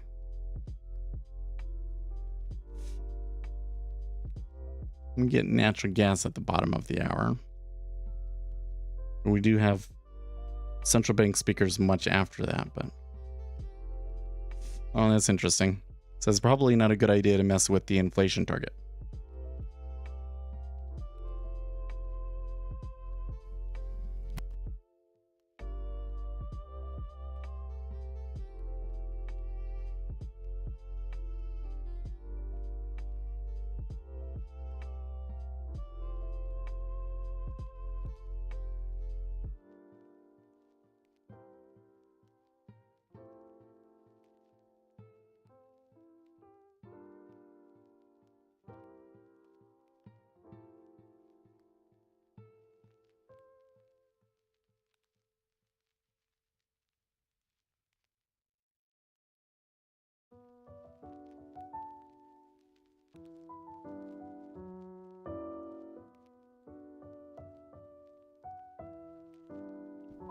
By the way, something else I forgot to say about the whole news thing is that I have a video about trading the news. In it, I link to like a Twitter list that I use and all that sort of things. So, if you haven't watched that video, I'd recommend you checking it out. I go through in that video and I talk about a number of specific news-based trades that I've made in the past, and you know how I played them and stuff. So it kind of gives you an idea of like the kinds of situations that you'll see come up. So it's a really good video. That's that video on, because my videos on that I think are the best videos, like on the proven market behaviors and the inelastic markets hypothesis, those are doing okay. But the trading the news one, I thought that was a really, really well done video, but it doesn't get pushed as much. That's a good video if you haven't seen it.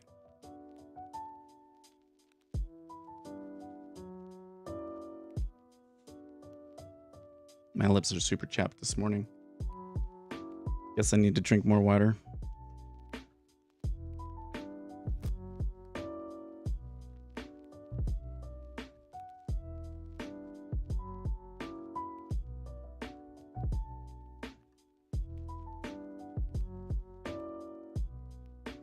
So, is it just me, or does anybody remember hearing the ding when the S&P 500 started? I don't remember that. Do you remember that happening? Did I miss it? Did it not go off? I don't know. No. Vibe, welcome back. How are you doing? Excuse me. See, that's like my lips are coming apart here, man. It's so dry in Utah.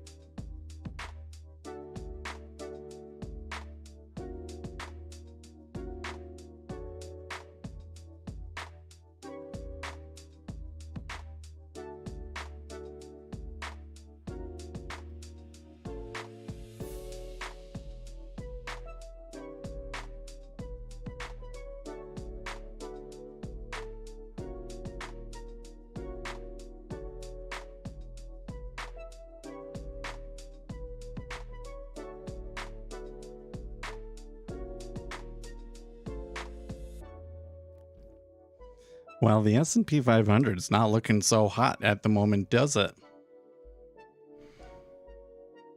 There are some big trades up in there.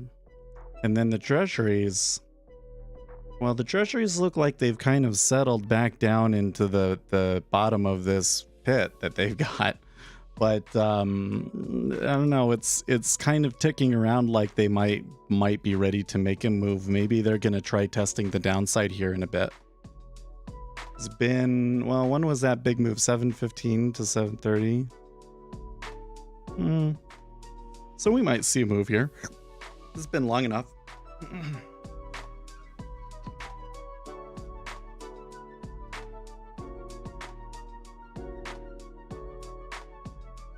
I'm just looking here at this, my to-do list, and I did all those things.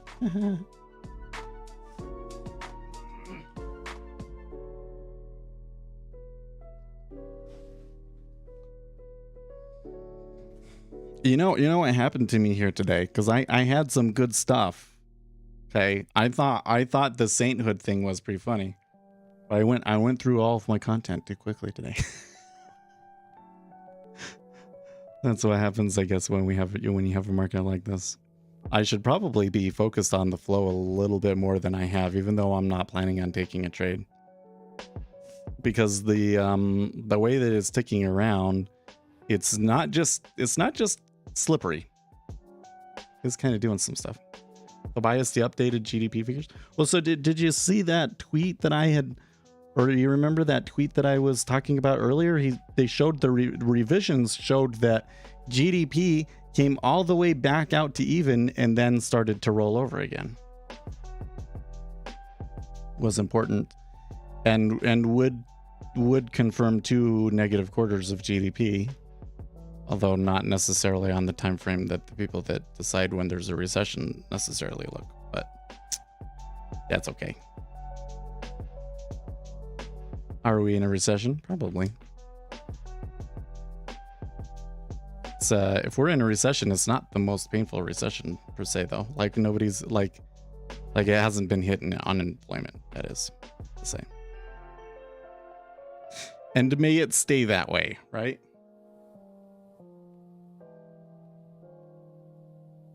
I do kind of wonder if the Federal Reserve, Chris, gotta go. Hey, thanks for stopping by. I kind of wonder if Federal Reserve might have a real problem trying, if they really need unemployment to rise, they might not get it. because the labor market is likely to remain tight. I think that they will get deflation, and so they will be able to lower rates, but I'm not sure that that you're ever going to see unemployment get back to like normal levels.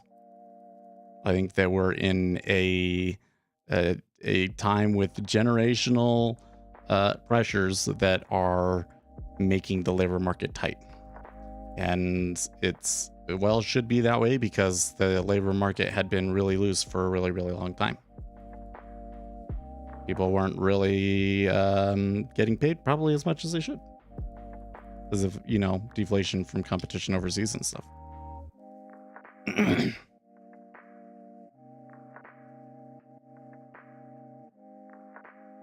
Yeah, I don't know. It does still feel like the Treasury is going to roll over to the downside, but they're being a little fishy about it. Like, well, there was a big sell in the 5-year at one point where there was a pretty big iceberg. It has been pretty strong selling in the 30-year over here throughout all of this,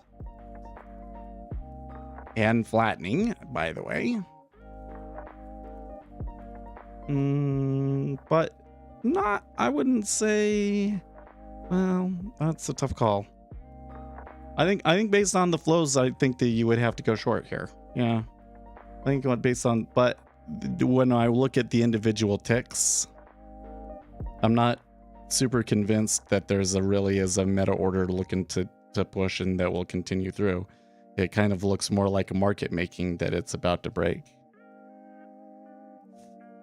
Wait, why are you bringing up basic income? You talking about basic universal income? Which is probably a bad idea.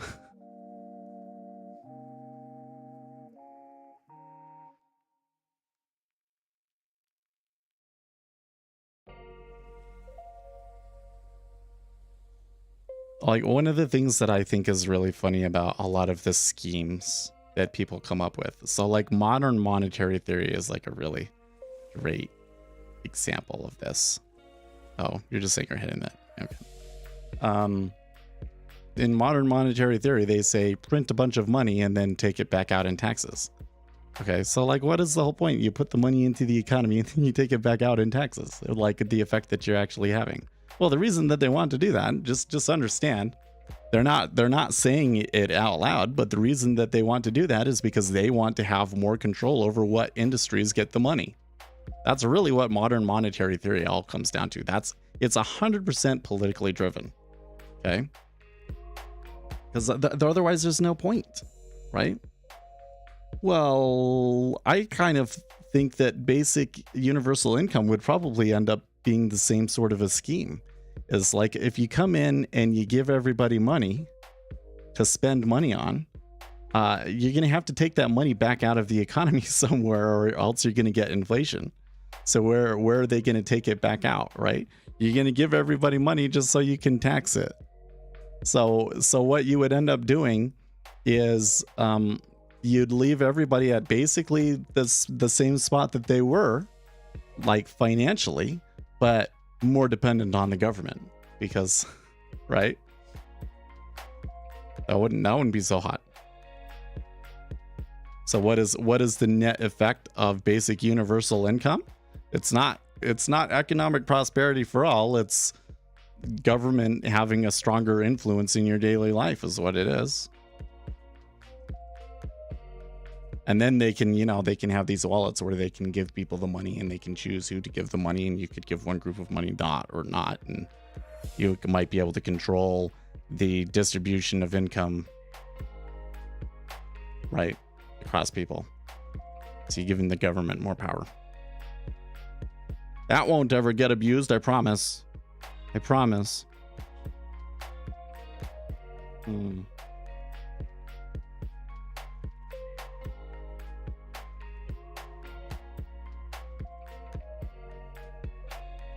It's a little scary growing up thinking like all of the things that people were warning about when I was a kid. They're like, if you give these tech companies the power, they're going to turn around and abuse it and use it to silence you and yada, yada, yada. And everybody's like, no, Google's primary motto is do no harm. Google would never do anything that awful to us. I'm pretty sure I said that at one point when I was a kid.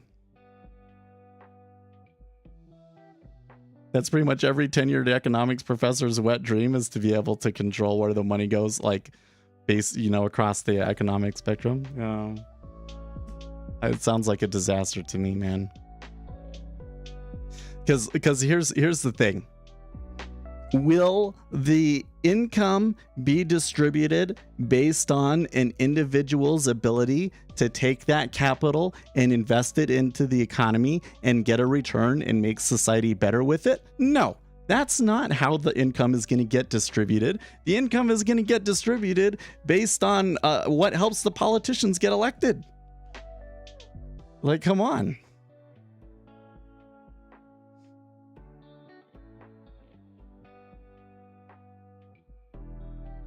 You know what I think would be an economic wet dream, though, would be if we had a central bank digital currency and every transaction had to have tags on it based on what kind of a transaction it was. And that would allow us to have a real-time, live picture of the economy. Like GDP, this whole thing of like, we do these studies to estimate what GDP is, and we release it once a quarter and there's updates and everything. You wouldn't need that anymore because you would be able to calculate GDP live. Right? Okay, and so they did break a little bit, but look at that. Like, for a break of the low there, it's being a little bit chill about it. It's just like, okay, well, we'll just rotate around 1/2. That's fine.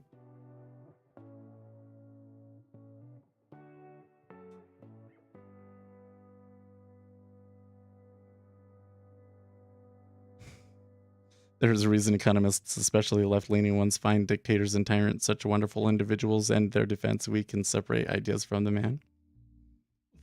Well, you see this happen all. I mean, it's not that they love tyrants per se, but like, yeah, somebody will come out and they'll do an economic policy, and then they'll say, look, this person that does this economic policy, look at how great it's going for them and everything. Like, when it just happened. Okay, like, you haven't seen, like, this is what was happening with Venezuela. I remember. You think that I forget this stuff, liberals? Other people might have a short memory. I was there when I was paying attention when I was a teenager. I remember all of this stuff. I remember that he got elected and everybody's like, oh, this is so good for Venezuela. And everybody said, well, this is what's going to happen. And so all of the leftists praised Venezuela. And then, oh, what do you know?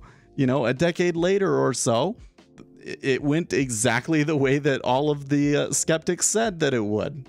And it was very, very bad for Venezuela. Yeah. Yep. Because it's like they like the idea. And so they praise them when the idea comes out.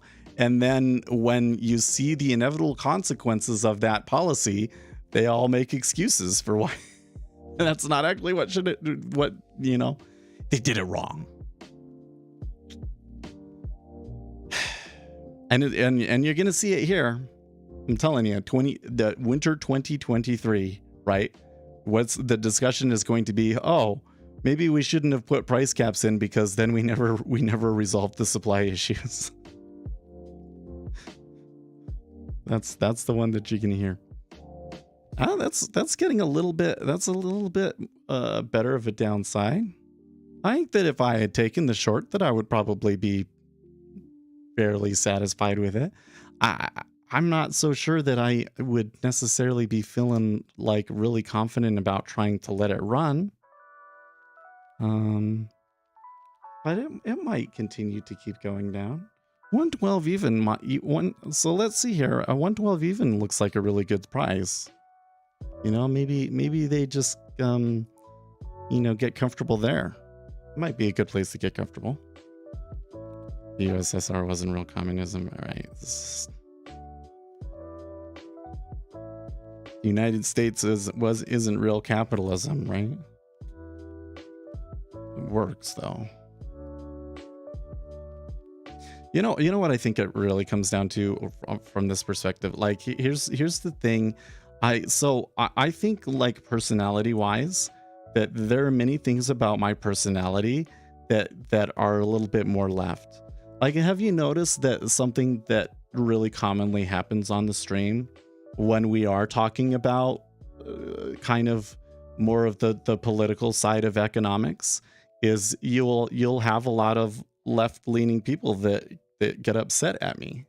Why is this? Because my personality is better for the liberals, right? Like the kind of person that's willing to look past all of my losing track of my thoughts and going off onto weird tangents and talking about all sorts of weird things is like, where did he get that from that have nothing to do with the topic that was at hand, right?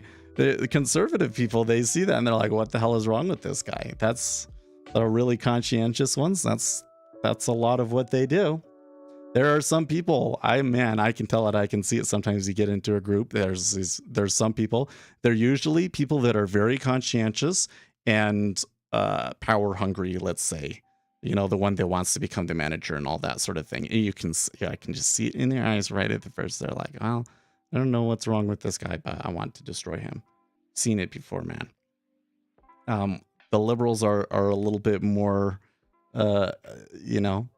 They go, well, that's weird, but let's just see where this is going, you know? They're more open. Okay? But the thing that I think I understand that sets me apart from liberals and makes me not want to go down into most of the liberal ideas is the understanding that humans suck. Right? Because almost every liberal idea is premised on the premise that we can make this policy change and create a utopian society. And the objective of liberalism is to create a perfect society.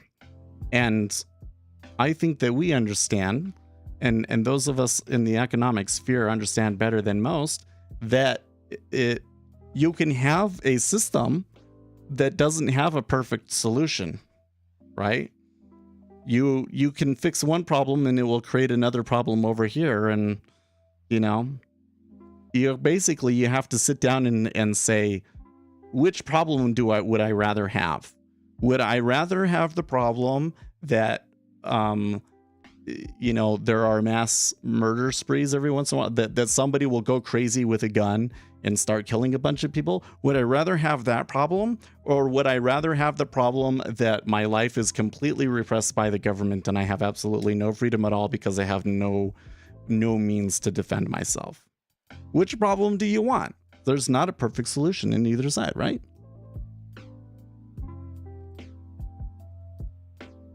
Homo economicus isn't a real species? Well, oh, Bullard's still speaking.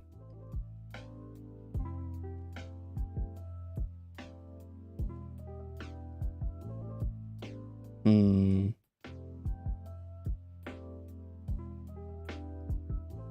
think he was saying that the Fed needs to be careful about over-interpreting any declines in inflation as they're moved back to 2%. I think that he's kind of saying we might have a month where the CPI number is better. That doesn't mean that we should all of a sudden be like, okay, now we can lower rates.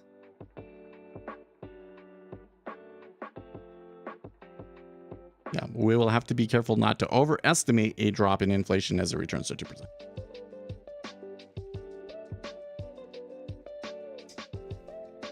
Wow. You see what happened there in the treasuries? Is it was like, okay, it looks like it did drop. It's not bad. I don't know if I'd be looking for it to continue. 112 looks like a good place to stick around, but look, it didn't do it. It's come back up. Well, they might drop again, and they might start to find balance there. But at the moment, it kind of looks unlikely now. I don't know if they're going to start a bull run and it's going to go all the way back up to the highs or what. It might play around on this whole end of the range. The liquidity is light enough that that's possible. Although it is getting better. So like there's some weak offers above us, but then once you get above 08, then you get into thousands. So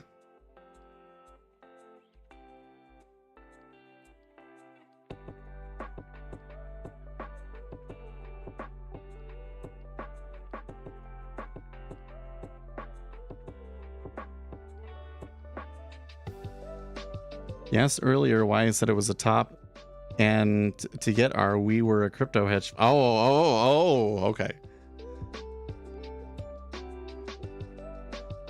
We were a crypto hedge fund, and it was the middle of the Terra Luna bull run, and I had a technical indicator that said to take profits. Really? Wait, so did you watch? Do you subscribe to my cryptocurrency Patreon? That was showing, hey Nasdaq Killer, I haven't seen you in a minute. Well, you were here yesterday, but still feel like we missed you.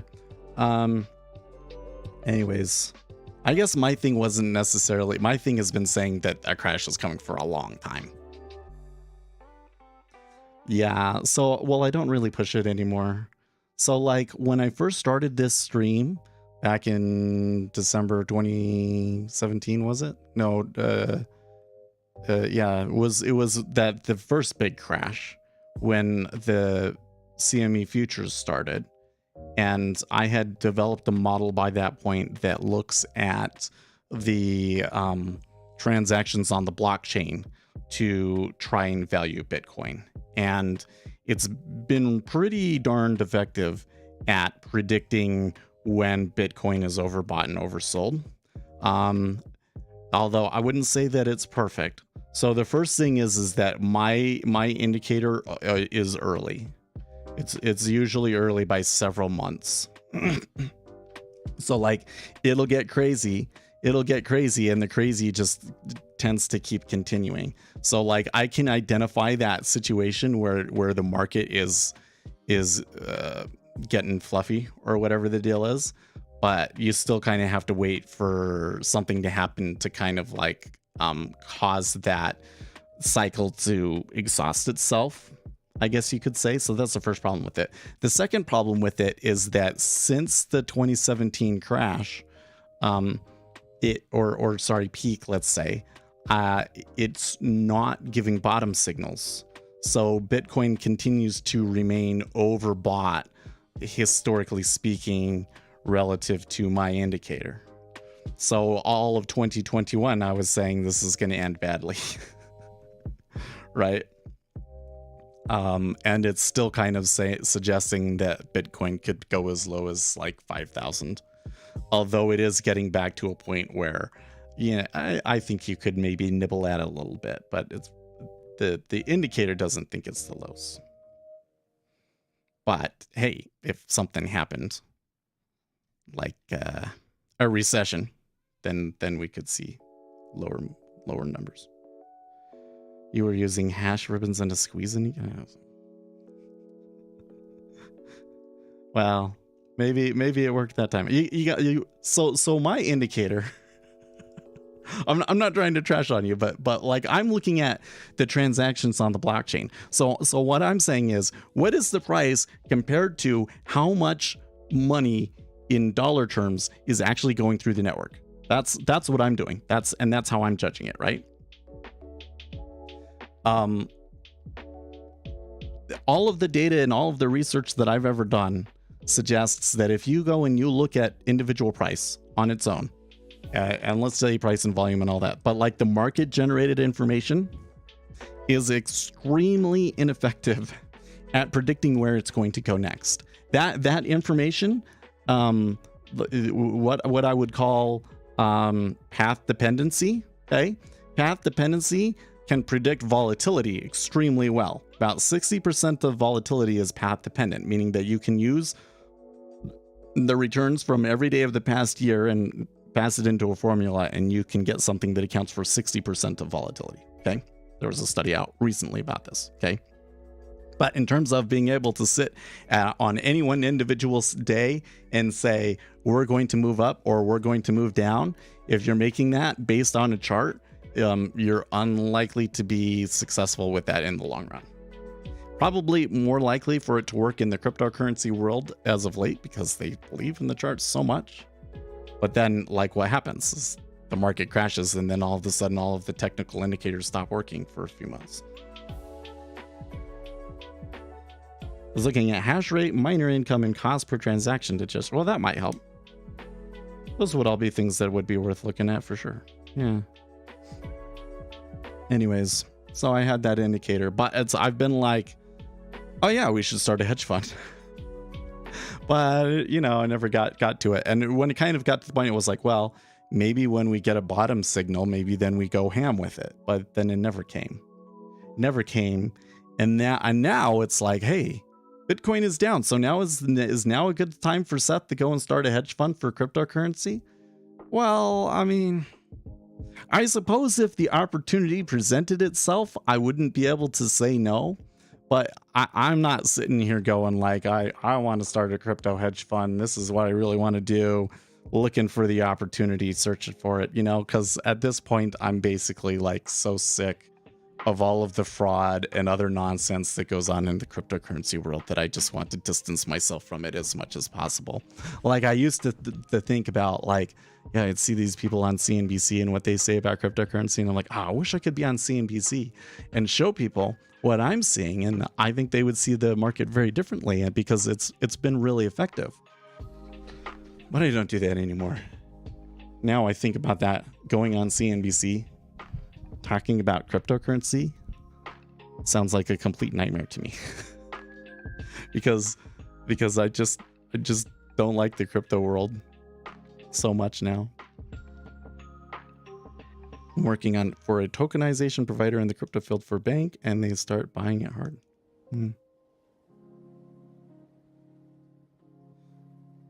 You know what I think is going to happen is I think that there's going to be a central bank digital currency for the dollar, and I'll be all in. And you won't be able to make money from just, you know, putting your money in the digital dollar, because it will still just be worth $1. But I will be all in on how to use that digital dollar. Oh yeah, we'll have videos about it.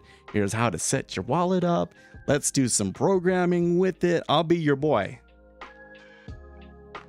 So this move had a pretty good trend down. I'm looking for it to turn, you know, maybe it could go down. I'm not so sure. So I'm not really trying to make any kind of call other than what it's going to do in that local spot. It doesn't go, so it comes back. I point that out, and now we're almost all the way back up to the other end of the range now. Right? So this market is ranging back and forth across the whole range without giving me a whole lot to work on in terms of trading it. If I was actively trading this today, I'm not exactly sure where I would have even have tried to take a trade, but I would. This would be frustrating me. This would be frustrating me.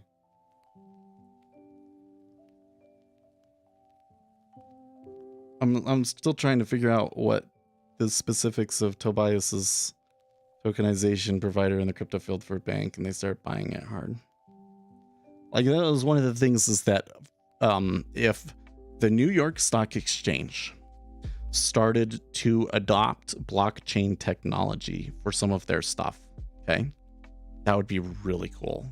Okay, because the whole thing about like the back office system and how they clear trades and everything, if you had the blockchain, you could skip that whole process. And it's possible technologically to take this whole clearing process that takes 3 days and turn it into something that's instantaneous. It should be possible, and blockchain technology would really, really help with that. But not Bitcoin. I don't want it to be Bitcoin. You know what I mean? So I don't know if that's the sort of thing that you guys were working on or not. The Wall Street Journal on mortgages. Rates rose to their highest level in more than 15 years, a new post-crisis high. The average rate on a 30-year fixed mortgage climbed to 6.7. It was the highest rate since July 2007. A year ago, rates were 3.01%. Okay, so you know what bothers me about interest rates? Is that everybody's like panicking about interest rates moving up and like how it's going to crash the economy and everything. And the interest rate that we're at is like normal, historically speaking. We are tokenizing assets, so that means if you have a wine farm, you can offer to invest in your wine on a tokenized asset. You don't need a stock in it. Oh, no, that's a bad idea. Because you're creating securities, right? The security is an investment in a thing of value where you expect to make a profit based on the efforts of someone else, right? So an investment in wine, a tokenized asset in wine, that would be like a security. ZA, that's a new name. Welcome. Say that to the SEC, but that's exactly what they've been doing, right? The only reason I'm bringing that up is I'm just warning you, Tobias. SEC might come for the company. You better have a backup plan, right? Otherwise, you end up like Ripple for the past 2 years. Everyone has been. I know. Well, I know. It like honestly, it kind of makes me mad. And it makes me mad. I just want people to do things by the book. That's all. Yeah. Like the thing that I hate the most about where I've seen society go, and I was seeing this before the pandemic, but then after the pandemic, it's definitely been that way, is it's like nobody believes that they can make money from providing actual value to the economy anymore.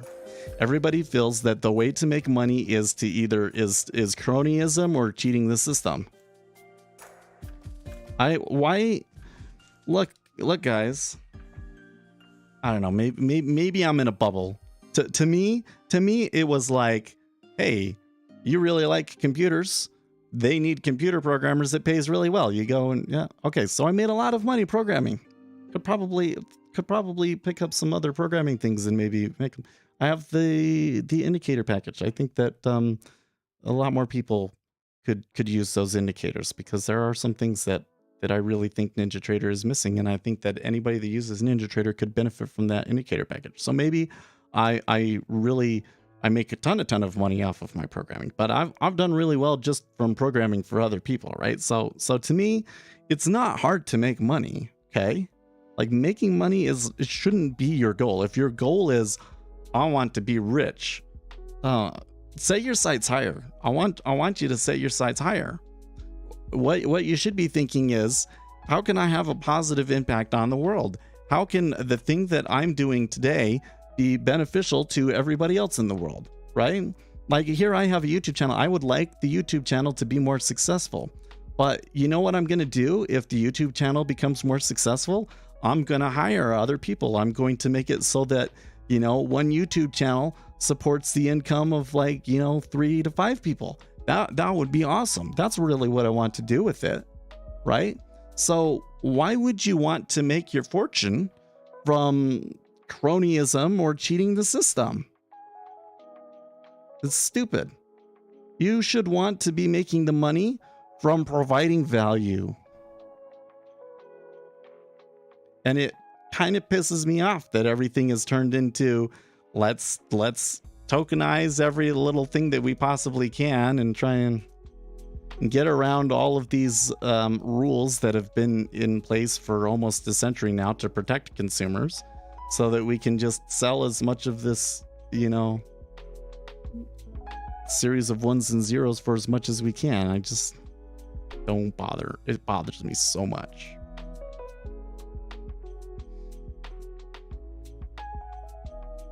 Why do you keep changing your name, Stick? What are you doing? Have you been causing trouble on this account because it has premium and I'm on the phone, and you know how YouTube is with the phone? Oh yeah. Okay, yeah, I get what you're saying. What did you go to school for? Computer science. Do you have to live in Utah? Do you have to live in Utah to what? To make money from programming? No. You would probably make more money from doing it outside of Utah.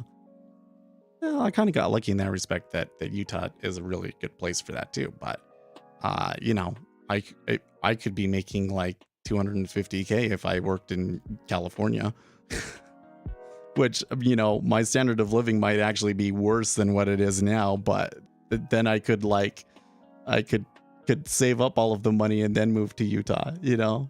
That'd be great.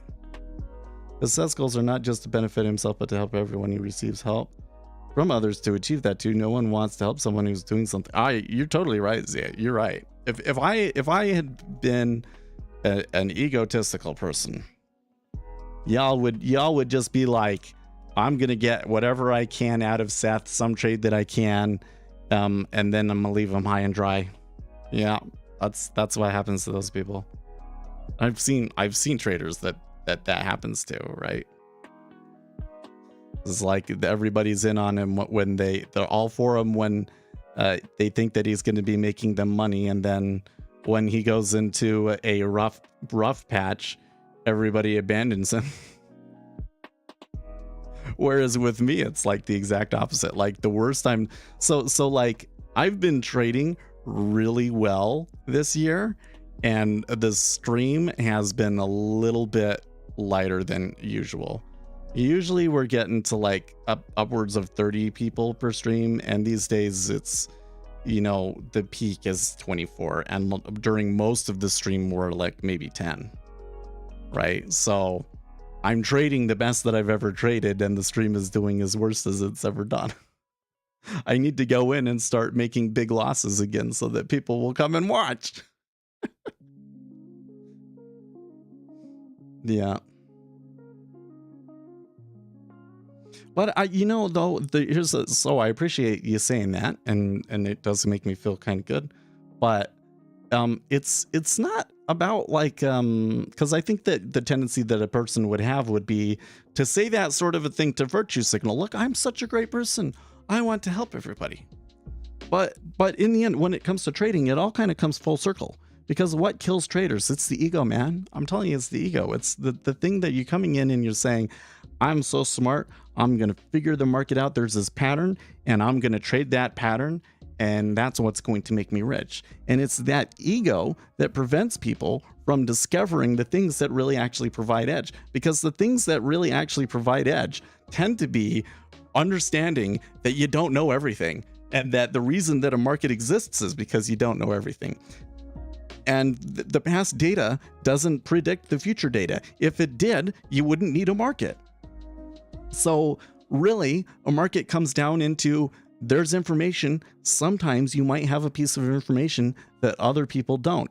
And if you have this grandiose idea of yourself, you're never going to make those realizations, and you're not going to be able to trade on them very effectively, because your whole concept of like how the market works is basically wrong. You're sitting there thinking, well, what happens is the markets, they will push it up to this level, and because this level is so important, then they're going to push it back the other way. And right, because that's your ego saying, I know what's going to happen, per se, right? I know how it works. Whereas if you're humble about it, you say, well, we don't really know anything. We can't really know anything for sure. What we saw yesterday is probably just about the most, the best predictor of order flow you're ever going to get. But that one, I don't trade it because I know that the volatility will be too high. So it's a double-edged sword there, right? And I can just never come in and sit and say, oh, I'm going to take a long here, and like I 100% know that it's going to go my way, right? And it's not because I'm such a good person. It's because I've just been doing this for so long, and I've been browbeaten so hard by the market so many times that I kind of had no choice but to come to that point that like really we know nothing, right? And there's some empirical research out there that can be really useful, but even then we still, right? Trading is like being like a tiger tamer, right? Yeah, is it possible to tame a tiger and have a show, to travel around the world, or have a show in Vegas and make money from your tiger taming? Yes, but Roy of Sigmund and Freud did get eaten by a tiger. So I'm just saying, that's trading. Ego is identity. Having any kind of identity doesn't allow you to see the things exactly as they are. I have to think about that for a second. I think identity is an essential part of the human experience, for one thing, right? So I don't think that would be to say that having identity hurts you as a trader. But certainly certain identity can hold you back, yeah. And I think one of the things that's happening in our society today is that media and the internet is encouraging people to take on identities that are really to their detriment, right? No, I can't see the link that you posted. I don't trust you. You're gonna have to like put spaces around it or something. Sorry. Stare at something for an extended period of time and you will eventually realize you know nothing about that. Oh, that's good. That's good. Because I can look at even one thing like this, like, well, like I got this fidget cube, but like I don't really know anything about how they make this thing.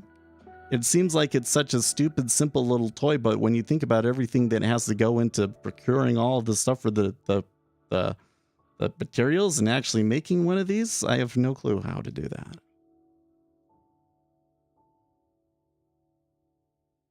But certainly, you know, something about informational edges in market microstructure. No, yeah. Well, so I can enumerate very specifically the very specific things that we know. This is the thing that's so interesting about trading to me.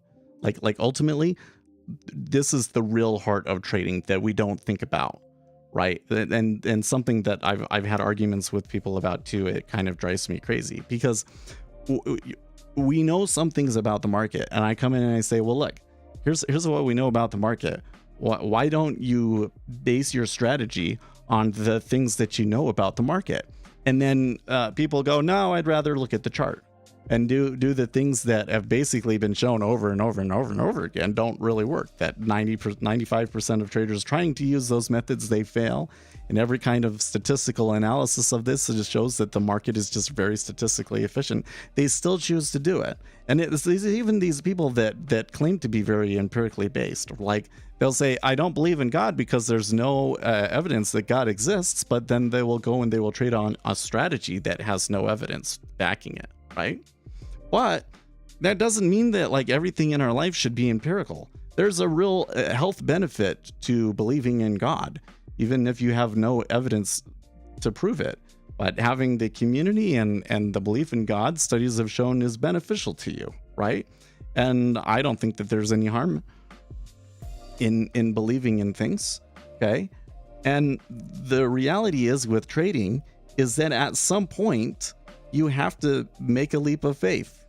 You really can't take a trade without having that leap of faith because we don't know everything, right? And all you can do is take the stuff that you do know and try and use the stuff that you do know and hope that faith will make up the rest. That's all you can do. Yeah. Here's that robot again.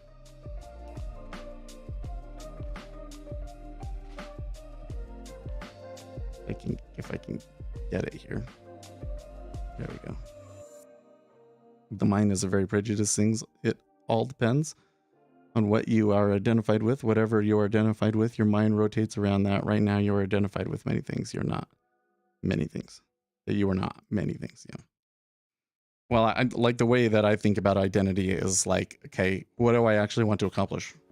Right? What do I actually want to accomplish? And I try to take on the identity that will be most beneficial to me accomplishing that thing, right? So I don't think that I'm naturally a humble person or anything like that. And maybe I'm not humble right now, but I try and take on that persona of a humble person because I know that it's beneficial to trading, right? I see many people, they will take on identities that are to their detriment. You know, it's like, I want to be the cool kid at school, but then it's like, yeah, but being the cool kid is also leading you to like not do your homework and get involved in drugs and doing all of these other things that eventually decrease your quality of life in the long run. So why would you want to take on that identity? Or, you know, people want to take on the identity of the victim. Why would you want to have the identity of I mean, maybe it's true. Maybe you've been historically repressed and maybe that whatever that thing is, has had a detrimental effect on your life, and it's made it more difficult for you to be successful. That may be the very truth of the matter. But guess what? It doesn't benefit you to make that your identity. Because if you make that your identity, you're just going to behave like the person that is oppressed and doesn't have success because they've been oppressed, instead of taking on the identity of the person that overcomes, right? You got to realize that you have so much control over what goes on up here. If you just make the conscious decision of, this is who I'm going to be. If I want to be a successful YouTuber that has a business, then I've got to take on that persona of somebody that wants to have a business and that is entrepreneuring and is willing to take on risks and is willing to work hard for their business.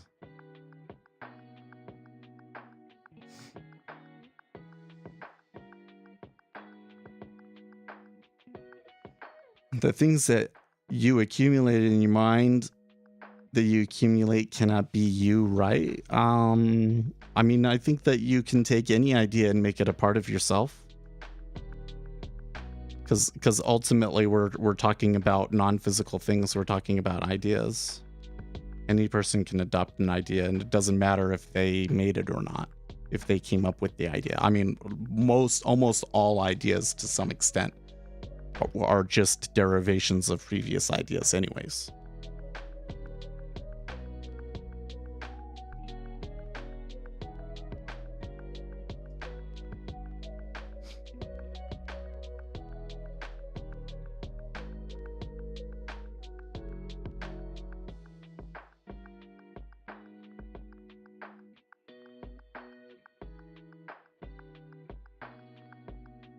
Sad H Guru, why are you talking that rogue Charlie? What are you talking about? I have seen Stick in some other channels, and I think that he comes and watches all of the different live streams and just trolls people, and I don't trust him.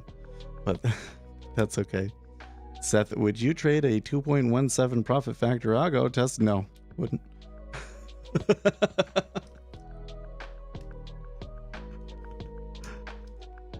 Man, that was fast, wasn't it? Yeah. Well, so here's the thing. That's not enough data away.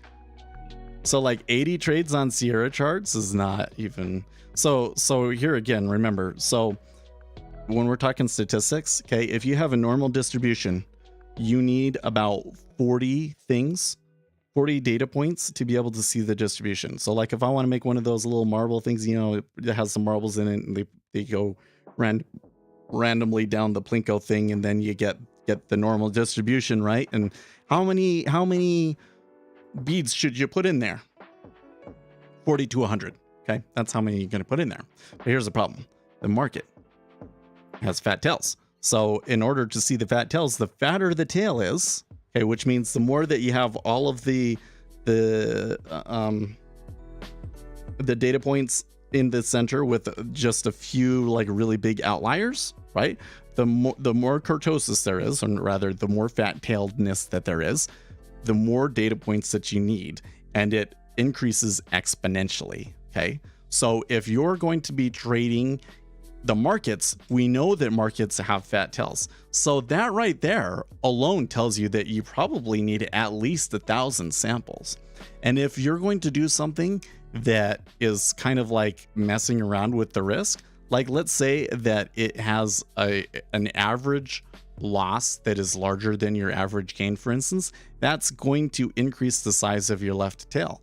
So at that point, to really know, and I mean, like, to really have confidence enough for me to like want to start a fund with it, for instance, I need probably 10,000 trades, if not 5 years worth of data, right? So the situation is always that, almost always, think about how much data you actually need to prove something, statistically speaking, and it's probably more than what you think. Right? So, because the whole problem is your brain is wired to think about normal distributions, right? Humans are good at normal distributions, and we can handle normal distributions of like 50 to 200 items, and we can think about how that thing goes. So like I can go and I can know 200 people in my community, and I could probably, you know, guesstimate certain things about them and draw a distribution for you of the people in my community. But I'm not very good at thinking about something that happens over the course of 5 years and 5,000 data points. I'm just not, right? And so that's why our brain always ends up going, you know, it's not enough. I won't have 10,000 over 5 years. I have like 500. Well, 500 is better. I mean, in your situation, but like, let's say that you wrote it. Okay. I mean, if somebody else wrote it and sold it to you, if anybody's selling you an algorithm, it's probably bullshit. Okay. If it was like a close friend, they gave it to you. Okay. We'll look at it, or you wrote it. Okay. So if you wrote it, you should back test it over as large of a data set as your platform will let you. Trade it over as large of a data set as your platform will let you. Trade it live on a sim account for at least 2 weeks, and verify that the trades that you get match up with what the backtests suggest that they should. And then at that point, it's up to you. If you want to take that risk, just realize that you don't have enough data to really know how the algorithm behaves, right? So at that point, like I said, at every point in your trading journey, or at some point in your trading journey, you come to a point where you have to venture into the unknown. You have to take a risk where you don't really know what the risk and reward is, and that's trading. That's trading.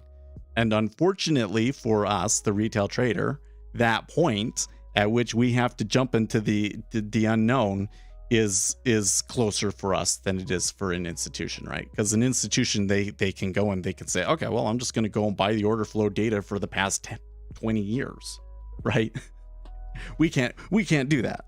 We can't do that. So we have to take a little bit bigger leaps of faith, and that's to our detriment. But I'm not, and especially if you're trading a combine, that's good. Just realize that I've had algorithms like back in 2020, for instance. That was kind of how that all started, right? I had these algorithms that were actually tested over larger data sets than what you talk about, and I like tested them live to confirm that it was taking the correct trades, and they failed when I tried putting them on combines. So, right. If the question is like, would you be how confident would you be that strategy will be able to pass a combine? I'm going to say not very, but that doesn't necessarily mean that you shouldn't trade it. I mean, you go with what you have, right? It's better to come in and start trading and learning with what you have than like waiting for everything to be perfect, right? Because part of it is that trading is a skill that you have to develop.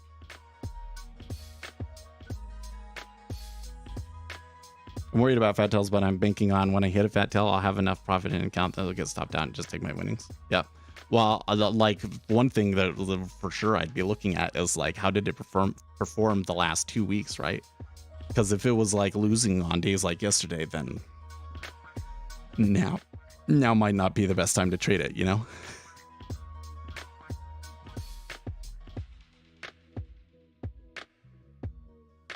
But are you worried you are fitting your algo to 10-year-old data, which is obviously very different? Well, so there's another thing is like, there might be a pattern that's in the market now that wasn't there 5 years ago. And so, right. That's kind of a different thing. If I'm going to like trade an automated strategy though, I would prefer it to be something that is endemic to the market, that's caused by the structure of the market, so that I can feel confident that it'll always be there, rather than a pattern that may just exist at this time by random chance, right?